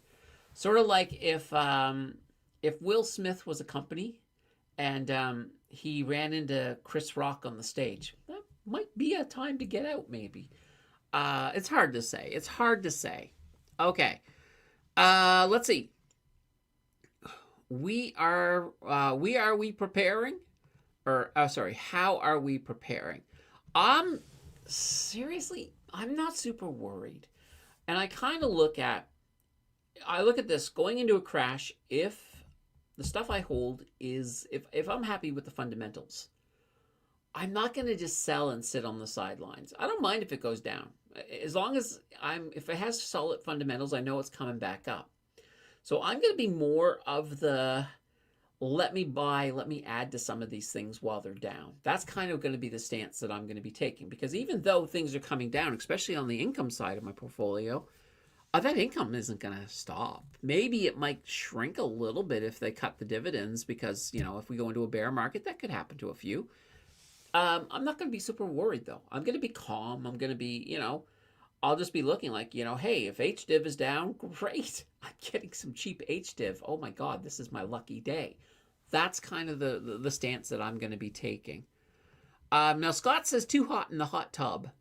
Oh, yeah. Sometimes hot tubs can be really hot.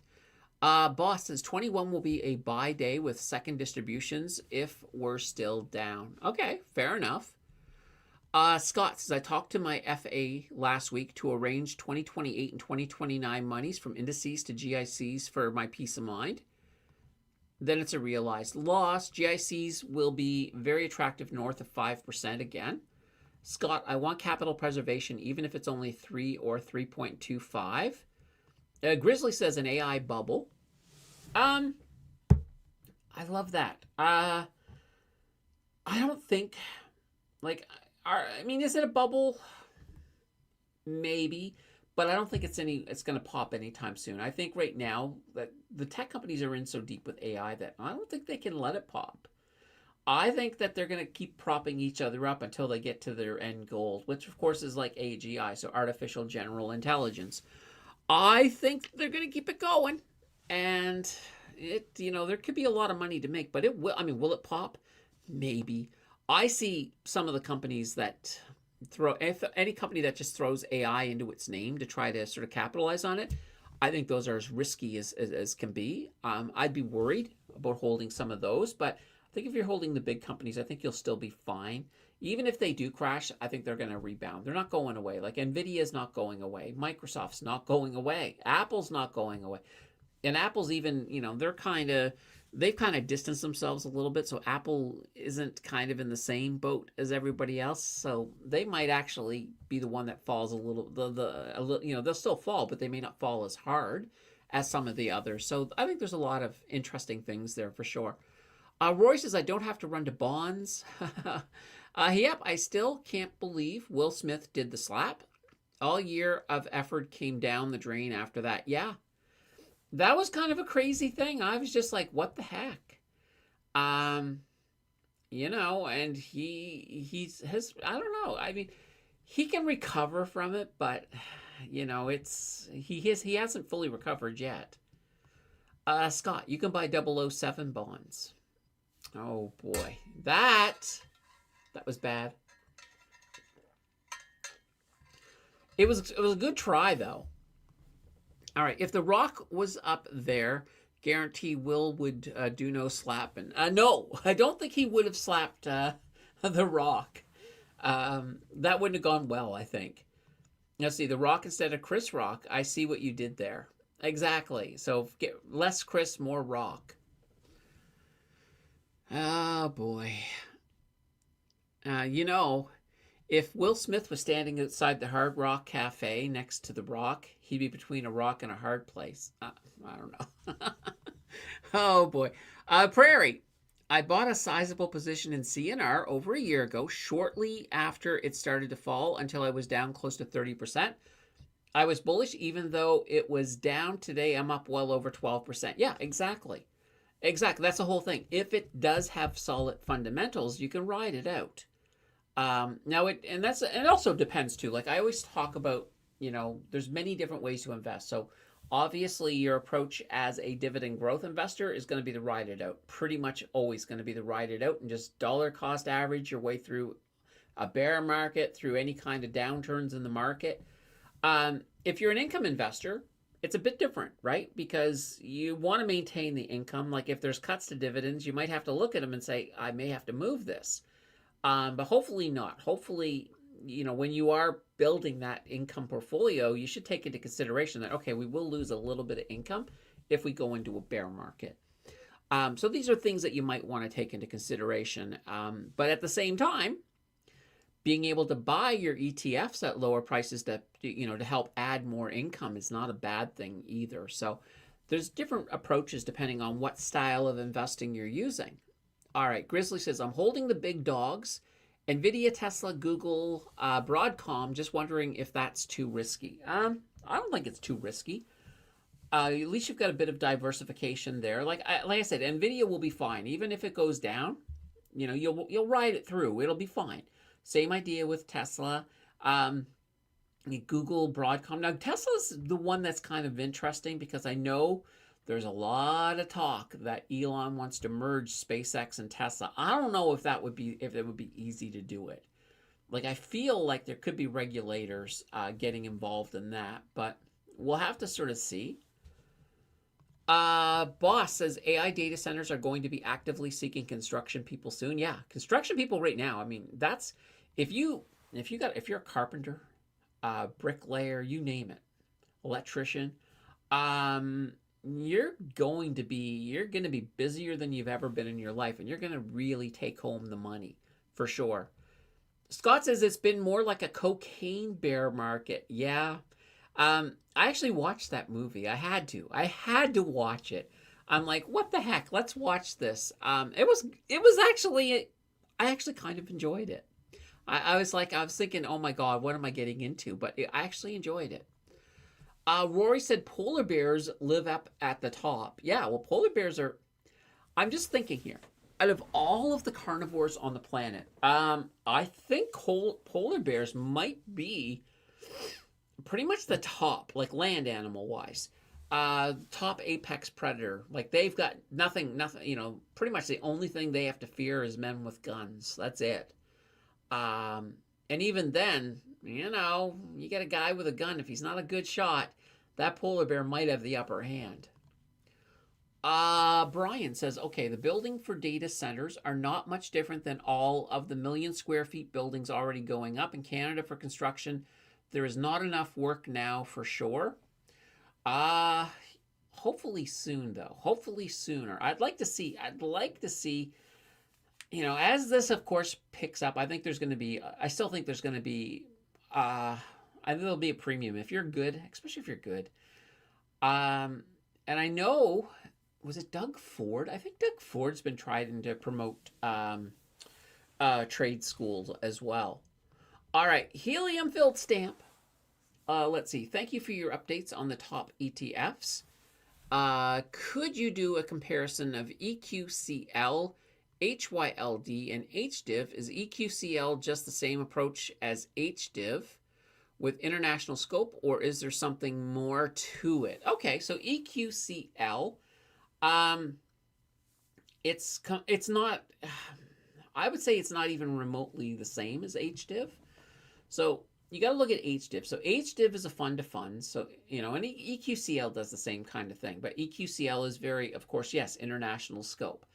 The thing with HDIV, though, HDIV is, it is a little bit more focused. So HDIV is mostly Canada. There's a little bit of US exposure in it, but it's mostly Canada. Some of the ETFs that HDIV hold have covered calls. Not all of them. I think two. I think there's two in there that do not have covered calls on them. And they, of course, apply leverage. But HDIV has been really, really successful. They have done really, really well. Now, so that's kind of just something to keep in mind. H Yield, similar thing. Another Hamilton fund, another good one. Mostly US. Although H Yield has a little bit of exposure to Canada in there. One of the ways that they both get exposure to each other is there's a REIT ETF called RMAX, which is 50% Canadian REITs, 50% US REITs, and I do believe they both hold RMAX in there. So, and there's also a few others in there that give a little bit of exposure. So a little bit of cross-pollination between H Yield and HDIV. Now, EQCL, yeah, they're basically closer to like an XEQT, except for, of course, you're getting, in this case here, covered calls as well as leverage. So I don't think they're directly comparable, but EQCL is going to absolutely mop the floor when it comes to diversification. So if you look at HDIV, if the Canadian market were to tank, but the rest of the world is still okay. But let's just say the Canadian market tanked. Well, HDIV's going to tank too. EQCL, even though they do have exposure to Canada, they're going to be fine. They've also got exposure to everything else. They've got exposure to international markets, the US, you name it. So you get that diversification with EQCL. And it's a fantastic, like they're both really good ETFs. And I think there's room in a portfolio for both, or even all three. I think there's a lot of room. I think they work well together. So I don't see it as really being a competition with EQCL with either of those. I see them as being three kind of separate entities altogether. Hippos. Oh, you're right. You know what? You're right. Let's just say polar bears from North America. But yeah, hippos are dangerous. Hippos are friggin' dangerous. I forgot about hippos. You're right, Grizzly. Hippos. Yeah, if we did world, hippos are worse than polar bears. Brian says, my nephew is a crane operator. They are building a 1.5 million square foot warehouse now, putting up 15,000, I'm going to say, or 150,000 square feet a day. So steel work is 10 days, then the miscellaneous takes a lot longer. Okay. Scott says, Ahem, the polar bear would technically have the upper paw. Maybe. Grizzly says, I don't see Canada tanking anytime soon. I agree 100%, Grizzly. And I know politically, you know, a lot of you guys are leaning in the right direction, as in to the right, not saying that that's the right direction. I'm saying a lot of you lean to the right, and that's perfectly fine. I'm right of center myself as well.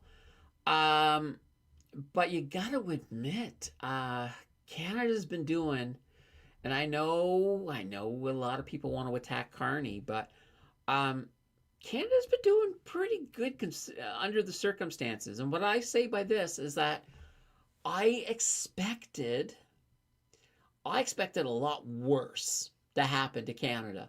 I really didn't expect us to do as well as we have done. You know, whether whether it's just investors, whether it's just the group effort of premiers working with the government, um, we've done a lot better. Like and I think even if you are on the right, you have to admit this, that the current Liberal government under Carney is better than the Liberal government under Trudeau. That if Trudeau had somehow, let's just say somehow Trudeau was still in the game today, we wouldn't be doing as well. We really wouldn't. I'm not saying that. I'm not endorsing the Liberal Party. I'm not endorsing anybody, but I'm just saying Canada has done much better than we were expecting. And there's still more. There's still a lot more I want to see too, by the way. All right, Scott says the bank deposit hasn't gone through yet with the beaver. Oh, just storing away the wood. All right, Helium says if Hamilton could make an equivalent international HDIV, Hamilton would mop the floor. Love the HDIV, just wish they had an international version. Helium, I had a conversation with somebody over at Hamilton recently. I actually threw that suggestion at them, and he wrote it down. So I can't guarantee it's in the works, but I did say that this was something I thought would be a really good move for Hamilton. So maybe we'll see it. I can't guarantee it. Now, I've got no insider information. I'm just saying I did tell them. Elaine is in the house with a hey y'all. Hey Elaine, how are you? Let's see. Black dot on a giant canvas. I call it polar bear in a snowstorm. I sold it to the Liberal Party for $8 million. Oh my gosh. Rory, I know you've just slammed the Liberals, but it's still funny. Elaine, did I make it just for the big finals? Yeah, we're oh, you made it in time for oil. All right, we totally almost missed it. So yeah, let's take a look here. WTI. Thought I saw some movement there. All right, I'm going to pull this over. I'm going to make it a little bigger. Let's expand it. Yeah, pretty much exactly what I was thinking. Look at this. I said we wouldn't probably get that much of a gap, and we really didn't. Here it is. Here's our first little candle right in here. So basically, I mean, technically there was a small gap. That's your gap right there, that little bit. If you can even see the amount that little dotted line is moving. Oh, first of all, how would I do this? All right, so yes, here we are right in here, and there's where we ended the other day. So little tiny gap. If you can see that little bit of movement on the mouse, that's the gap. So very teeny gap. That's WTI. Do I have anything yet for Brent? Yeah, well, Brent actually opened around the same, but Brent's been went down a little bit. It's come back up, but there we go. So we got that moving. Do we have any movement? Gold, it looks like gold has gone down a little bit here. So gold, yeah, right there. We got that red candle to start the day. So gold starting in the red, silver starting in the green. Copper, do I have, copper actually gapped up a tiny bit. So copper doing good. Platinum also doing pretty well. Now, I don't know, is this, yeah, no, that's today. So yeah, copper is technically in the red, or sorry, technically in the green, but they're currently in a red candle. So go figure. Yeah, that's kind of interesting. Okay, yeah, because they ended the day down here. So then they gapped up and they've been falling down. Okay, I had to look at the candle and sort of say, wait a minute, what's happening there? All right. Scott says hippos are just angry because they're hungry. Oh, wow. Ah, all right, Scott. All right, you have succeeded. You get the laughing goat. Oh boy. Oh, Scott. Tangent still coming, Elaine. Ha ha ha ha ha ha ha ha ha. Thanks, Brian. All right, Grizzly. Trudeau didn't set the bar high. He rented a 100K rubber duck and floated it around the Great Lakes. I actually kind of I thought the rubber duck was kind of cool. I gotta say, when I first heard about the rubber duck, I was like, what? Why are we doing this? But I did watch a video where somebody was talking about the amount of tourism and the amount of money some of the communities were making that were when they were hosting the rubber duck, because there was a little bit of an event. I saw it in Toronto. I kind of liked it. I kind of liked it. Now, if they break even, then I'm like, okay, fine, do stupid stuff as long as you're breaking even, as long as it's not costing taxpayers in the end. So but yeah, it was an interesting thing. Brian says, make it much bigger. We can't see it. Oh, all right. Let's try to make this bigger. All right, we'll come out this way. All right. Here we go. All right. Oh, that's platinum. Let's go back to, let's say, well, the one that we're interested in actually is oil. Let's go over here to WTI. So yeah, here's WTI, and you can sort of see, here's where it ended on Friday, right in here, and there's your gap right there, that little tiny gap there. And right now it's kind of climbing a bit, so we're sitting at $82.72 a barrel. Scott says the Redpath Water Festival rented the giant 6-story rubber duck. Ah, yes. Yeah, it was a big duck. It was a big duck. I got pictures somewhere. Somewhere I've got pictures. I know they're on my phone, but I do have pictures of me and the duck. All right. Elaine is bored. Well, bored goat. Yes. Let's see. A bunch of quacks. Well, sometimes you gotta get your quack on. I'm just saying. Would be good if some applied to the EU rules. We do inside EU could get access to Canadian ETS funds. And so I agree, Nice. I'd like to see things a little bit. I'd like to see the financial. I would love to see a day where we almost have one financial system right across the entire planet. I'd love to see that. It's not going to happen anytime soon, but it would be nice. It would be really, really nice to sort of remove a lot of the barriers especially for things like investment and stuff. I mean, there's ways to do it, but it sounds to me like, at least in your situation, there's so many rules that are just blocking you. Every time you turn around, there's a rule in your way, niece. It's not good. And let's see, ducks in a row. Rory, you're getting organized. I think Brian meant the rubber duck. Let's see, I was talking about when you were not showing the screen, not needing it bigger. Oh, is that what you were talking about? Okay, sorry.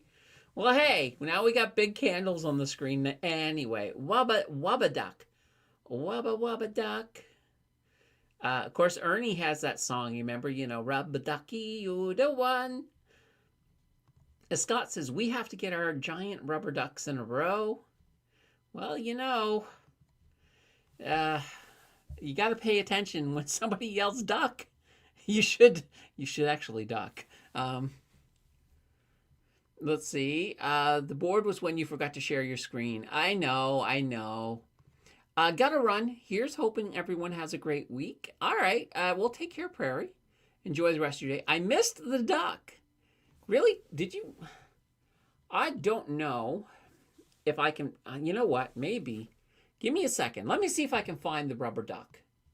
I will see if I can find the duck. I don't know if I can. I don't know how well this search works. Well, isn't it supposed to work better nowadays? I think I have to go to iCloud. All right, iCloud. Oh boy, can I search for a duck? I'm just gonna search for duck in the iCloud. Let's see here. Firefly, a cute duck eating what? That's not what I was looking for. All right. No, maybe it's just not. I think it's just. What the heck is this? Oh, oh, that's what that is. Okay. That's not what I was looking for. That's not even remotely. Oh, it was searching. Wait a minute. All right, let me try this again.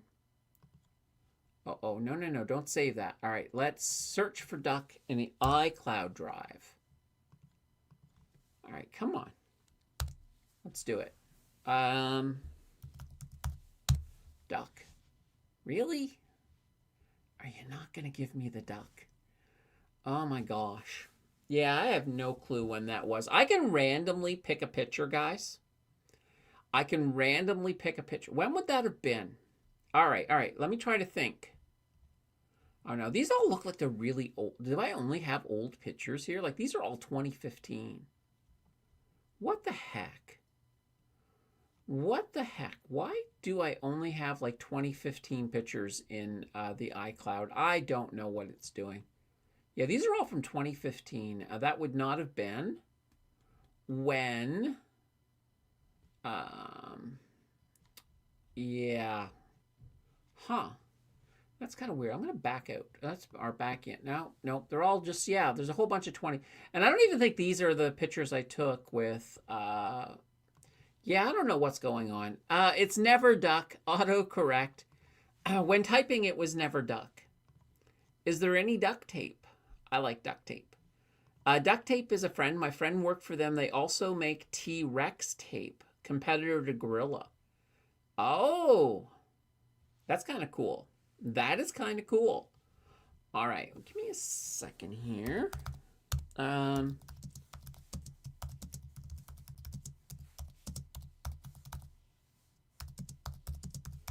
right.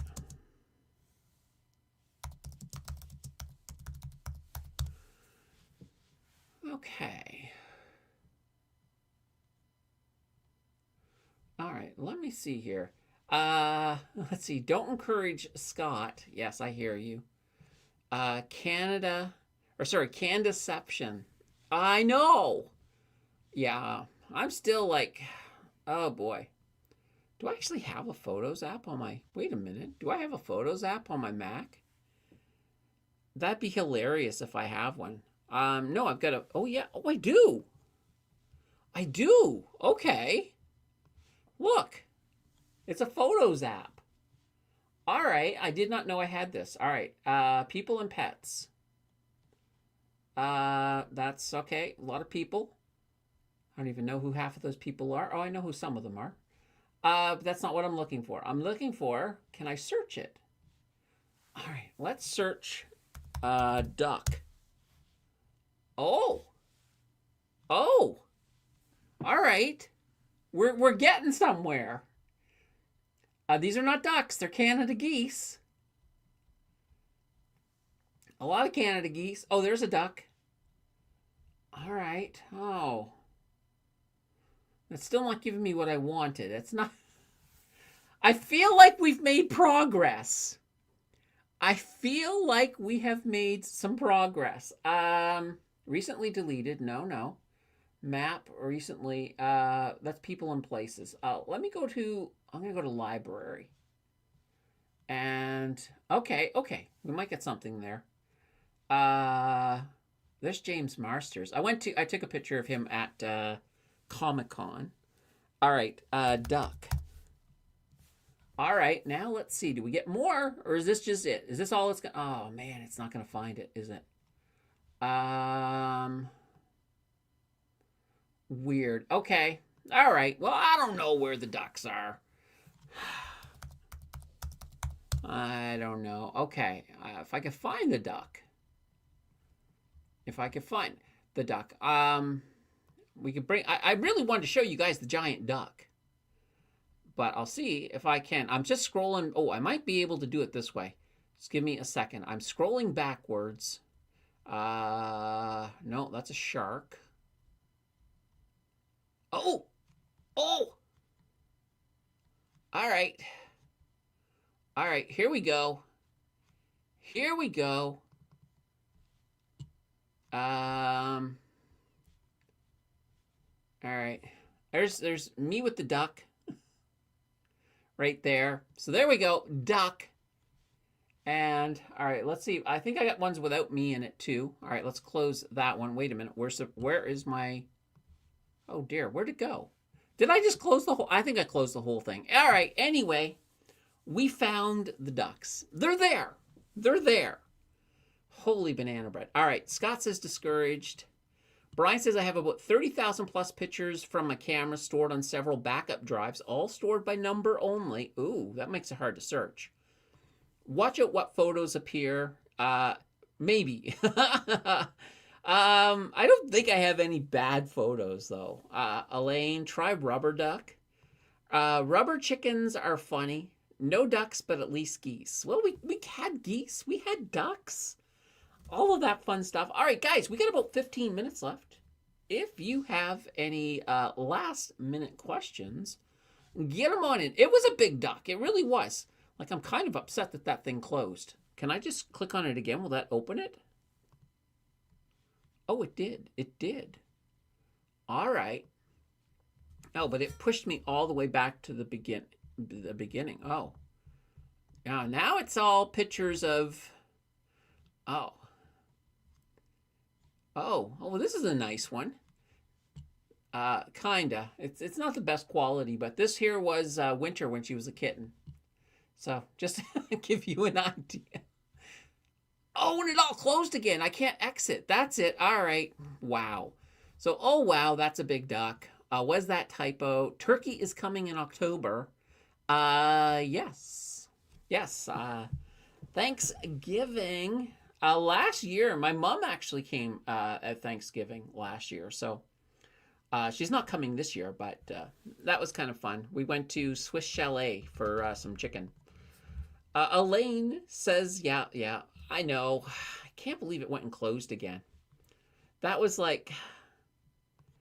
But now I'm kind of curious. Oh, yeah, okay, that's why. So it does. It closes like that. All right, cool. But how do I... Oh, this is kind of neat. I just scrolling down. I'll just show you. I'm scrolling down, and it shows me where I took the picture. Right in here. Can I actually zoom out? No, I can't. Oh, I was going to say, could I zoom out on that map? Oh, there we go. Oh, yeah. See, look. There we go. There we go. So there you go. If you're looking for winter, that's where you got to go. Right down in there. Oh, that's kind of cool. All right. That's cool. All right. I'm getting distracted, guys. I apologize. Well, you guys aren't typing any questions, so I'm going to get distracted. You know, if you want me to be less distracted, you got to give me something. All right. I'll see if there's anything else. I'm going to, oh, you know what? Let me go all the way back to here. Oh, I'm going to show you something. If you guys, see if you guys can tell me what this is. What is this? I know what it is, but I'm curious if you guys know what it is. I think some of you will. Some of you may be like, oh, what is that? Scott, we had Christmas and now winter. I know. Rory, QQQ, do you prefer leverage or non-leverage calls, Candace? I prefer leverage. And I'll tell you why. After Elaine. Elaine says Olympic fames. Yeah, these were from the Vancouver Winter Olympics. I was there, and I took that. All right. Okay, very quickly, let me... Oh, so the leverage. So this is one of the things I want to look at. So, whoops. Where is... Oh, here it is, my whiteboard. Okay, so we'll get rid of that. So you got to look at it this way. So when you're using leverage, I'm going to just use the pen. We're just going to have fun with the pen. I think if I can get, oh yeah, down here, tools, draw, pen. All right. So like if you are, you know, if this is your investment, right? And you decide you want to add 25% leverage, leverage should be, we'll make it green. You know, there you go. There's your extra. So they're borrowing that money. So obviously this is going to behave.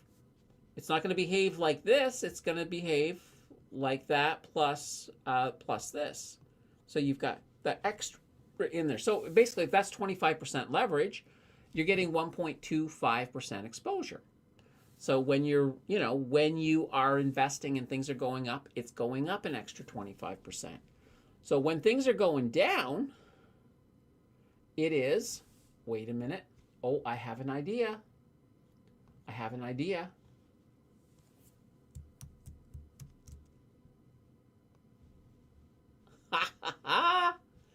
There we go. So when things are going down, you are getting that 25% going down. So you'll notice, though, overall, though, these are going to cancel each other out. So the leverage up, leverage down. However, here's the thing. Here's the thing. When you look at your distributions, oops, I'll just put here your distributions, you're getting the 100%. You're getting your normal 100%, but you're also getting 25%. And that's in both directions.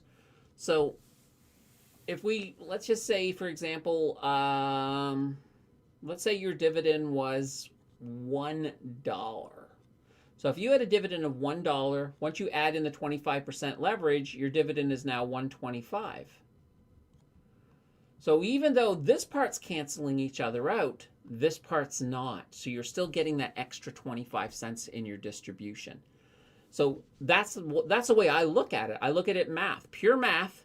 This cancels, this and this cancel each other out. And it doesn't matter to me if it's 25% or 33% leverage. They're going to cancel each other out. But the dividend, I'm going to get that extra dividend. So I'm still ahead. Now, if I was just using a straight up covered call, I'm not getting, I'm losing that 25%. I'm losing that 25%. I'm losing that 25%. So between the two of these, even if we had the same market movement, no matter what, I'm going to be up in that dividend. So that's the reason that I will go with a leveraged over just a regular covered call. And you know what? And I know, yeah, people say, oh my God, but the leverage hurts going down. Yes, but it cancels out the going up. That's the whole idea. And the whole other idea is that when you do go up, and the market tends to go up a lot more than it goes down overall, you are getting that extra growth in there. And it does add up over time. It does add up completely. So you are, it's basically kind of cutting into the amount that you would normally lose from your upside. So I do like it. I do like it. Flames. Yeah, exactly. Mountains in the background. Give it away. I saw the Olympic torch 1988 in Calgary on the top floor of the Suncor Energy Center. Awesome. Scott says, you haven't updated the banker beaver. I know. I meant to. I totally forgot. Boy, what can I say? All right, I'll see. We're coming up here to the end. Let me see if I can find something interesting in here. Boom, ba-dum, bum, bum. Let's see. Oh. I could have shown you guys kittens, but you don't want to see kittens. Let's see. Oh, that's Calgary. And there's got to be some. My God, I take a lot of animal pictures, guys. I have way too many animal pictures. Oh, boy. Oh, that's Calgary again. Oh. There we go. Here we go. Let's see. And now I've got like a whole... I'm at that point where there's all of the Canadian geese and the goslings. All right. Ah, boy. All right. Let's see. There's got to be something in here that's really interesting. You would think that there'd be something in here a little bit interesting. I'm just going to scroll this over. Rosie says, doesn't the beaver need a 1 next to it? Oh, Rosie, you are right. You are right. Let me change that right now. So yeah, we earned a show for tomorrow. So there we go. That's on me. That is entirely on me, guys. Oh, oh, oh. Is that what I think it is? But is it? I just want to see if I have a recognize. Yeah, I don't have a rec. I was gonna give you guys another quiz, but oh, that's interesting. Okay, that's not what I was looking for, though. Okay.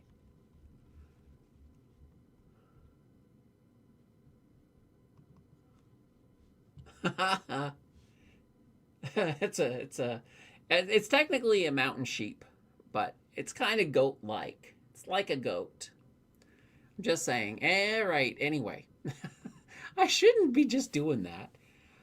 Scott says, "Is don't have kitten still a phrase in use?" Don't have a kitten or don't have kitten? I don't know. I've never heard it before, Scott. Rory says, "Mr. Math is gone forever, I assume." Never assume anything. I don't know. I like Mr. Math. But you know, I do. I would say don't say never. Don't say never. I'm sure Mr. Math will show up in one form or another at some point. But yeah, even if it's just to say Mr. Math, even to just say that. And technically, Mr. Math is on like mugs and stuff, so he hasn't completely left. Elisa says, "Bring back Mr. Math." A lot of people like Mr. Math. We could, you know what? Mr. Math will make an appearance. Mr. Math will make an appearance. I gotta figure out how. I gotta figure out how we do it. Is math a ticker? That's a good question. Let's find out. I mean, it would be, whoops, that's Canva. Let's go over here. It would be a good ticker. Math. All right, in the U.S. it is. In the U.S. it's Metalfa Technology Holding Limited. And then there's also a medical tactical advantage ETF. What the heck is that? Math.so, and this thing is worth 425,000. What the? Yeah, so in the U.S. Rory says Mr. Math could be a safe free spot on the bingo card. That's not a bad idea. That's not a bad idea. I think when people, I don't think it's so much that people want Mr. Math back. I think people just like the way I say Mr. Math. I think that, and I'm out of practice. I haven't said Mr. Math like that in a while. Ooh, stumbled across penny stocks. I know. What can I say? It happens. All right. I'm going to stop looking at pictures. WTI starting to pull back a little bit. We're still in the green for the day. Brent's kind of falling down a little bit, but there's lots of time. Did gold get back into the green? No, gold is kind of flat right now. So gold, we're down a little bit from where we started. So all it would take is a movement up to here, and that would switch back to green. And gold, you were supposed to do that as I said it, because that would have been so cool. That would have been very, very cool if it had happened. Aerotime. Oh, that's interesting. I don't know. What's Aerotime? I don't know what that is. It feels like a familiar name, but that's that was YouTube. Aerotime. Let's see what this is. AEROTYNE. Aerotime. I'm not getting anything. Rory. I'm making sure I spelt it right. Aerotime. Yeah, I spelt it right. So yeah, it's not. It's not coming up for me. If you got a ticker though, like Hammer Time. Dun, dun, dun, dun, dun, dun, dun, dun. Oh yeah, I can't touch that because it's funny. It doesn't take much. To get a copyright claim or strike or I'm just like, whoa. Wolf of Wall Street bit. Yeah, Wolf of Wall Street. I that was a good movie. I did see it. Um, Definitely. I mean, it's a kind of a fine. Now, mind you, guys, if you're taking your lessons from this movie, that may not be the best place to get your lessons from. But break it down now. Good one, Scott. All right, guys. Holy banana bread. We've made it to the end of this journey, this Sunday trip that we take. Actually, a little bit more people in here than the last few weeks. Last few weeks have been kind of dead, but it's the middle of the summer. Live stream volume goes down on the weekends in the summer. But we're almost out of the summer. We'll be back. We're going to do this again next week. And of course, we have a show tomorrow at market close. We will be here for that. I can't wait. Until then, guys, I got a couple words to say to you on the way out. I think I have a strong suspicion, a premonition, you might say, that you know exactly what they are. And they are bye-bye.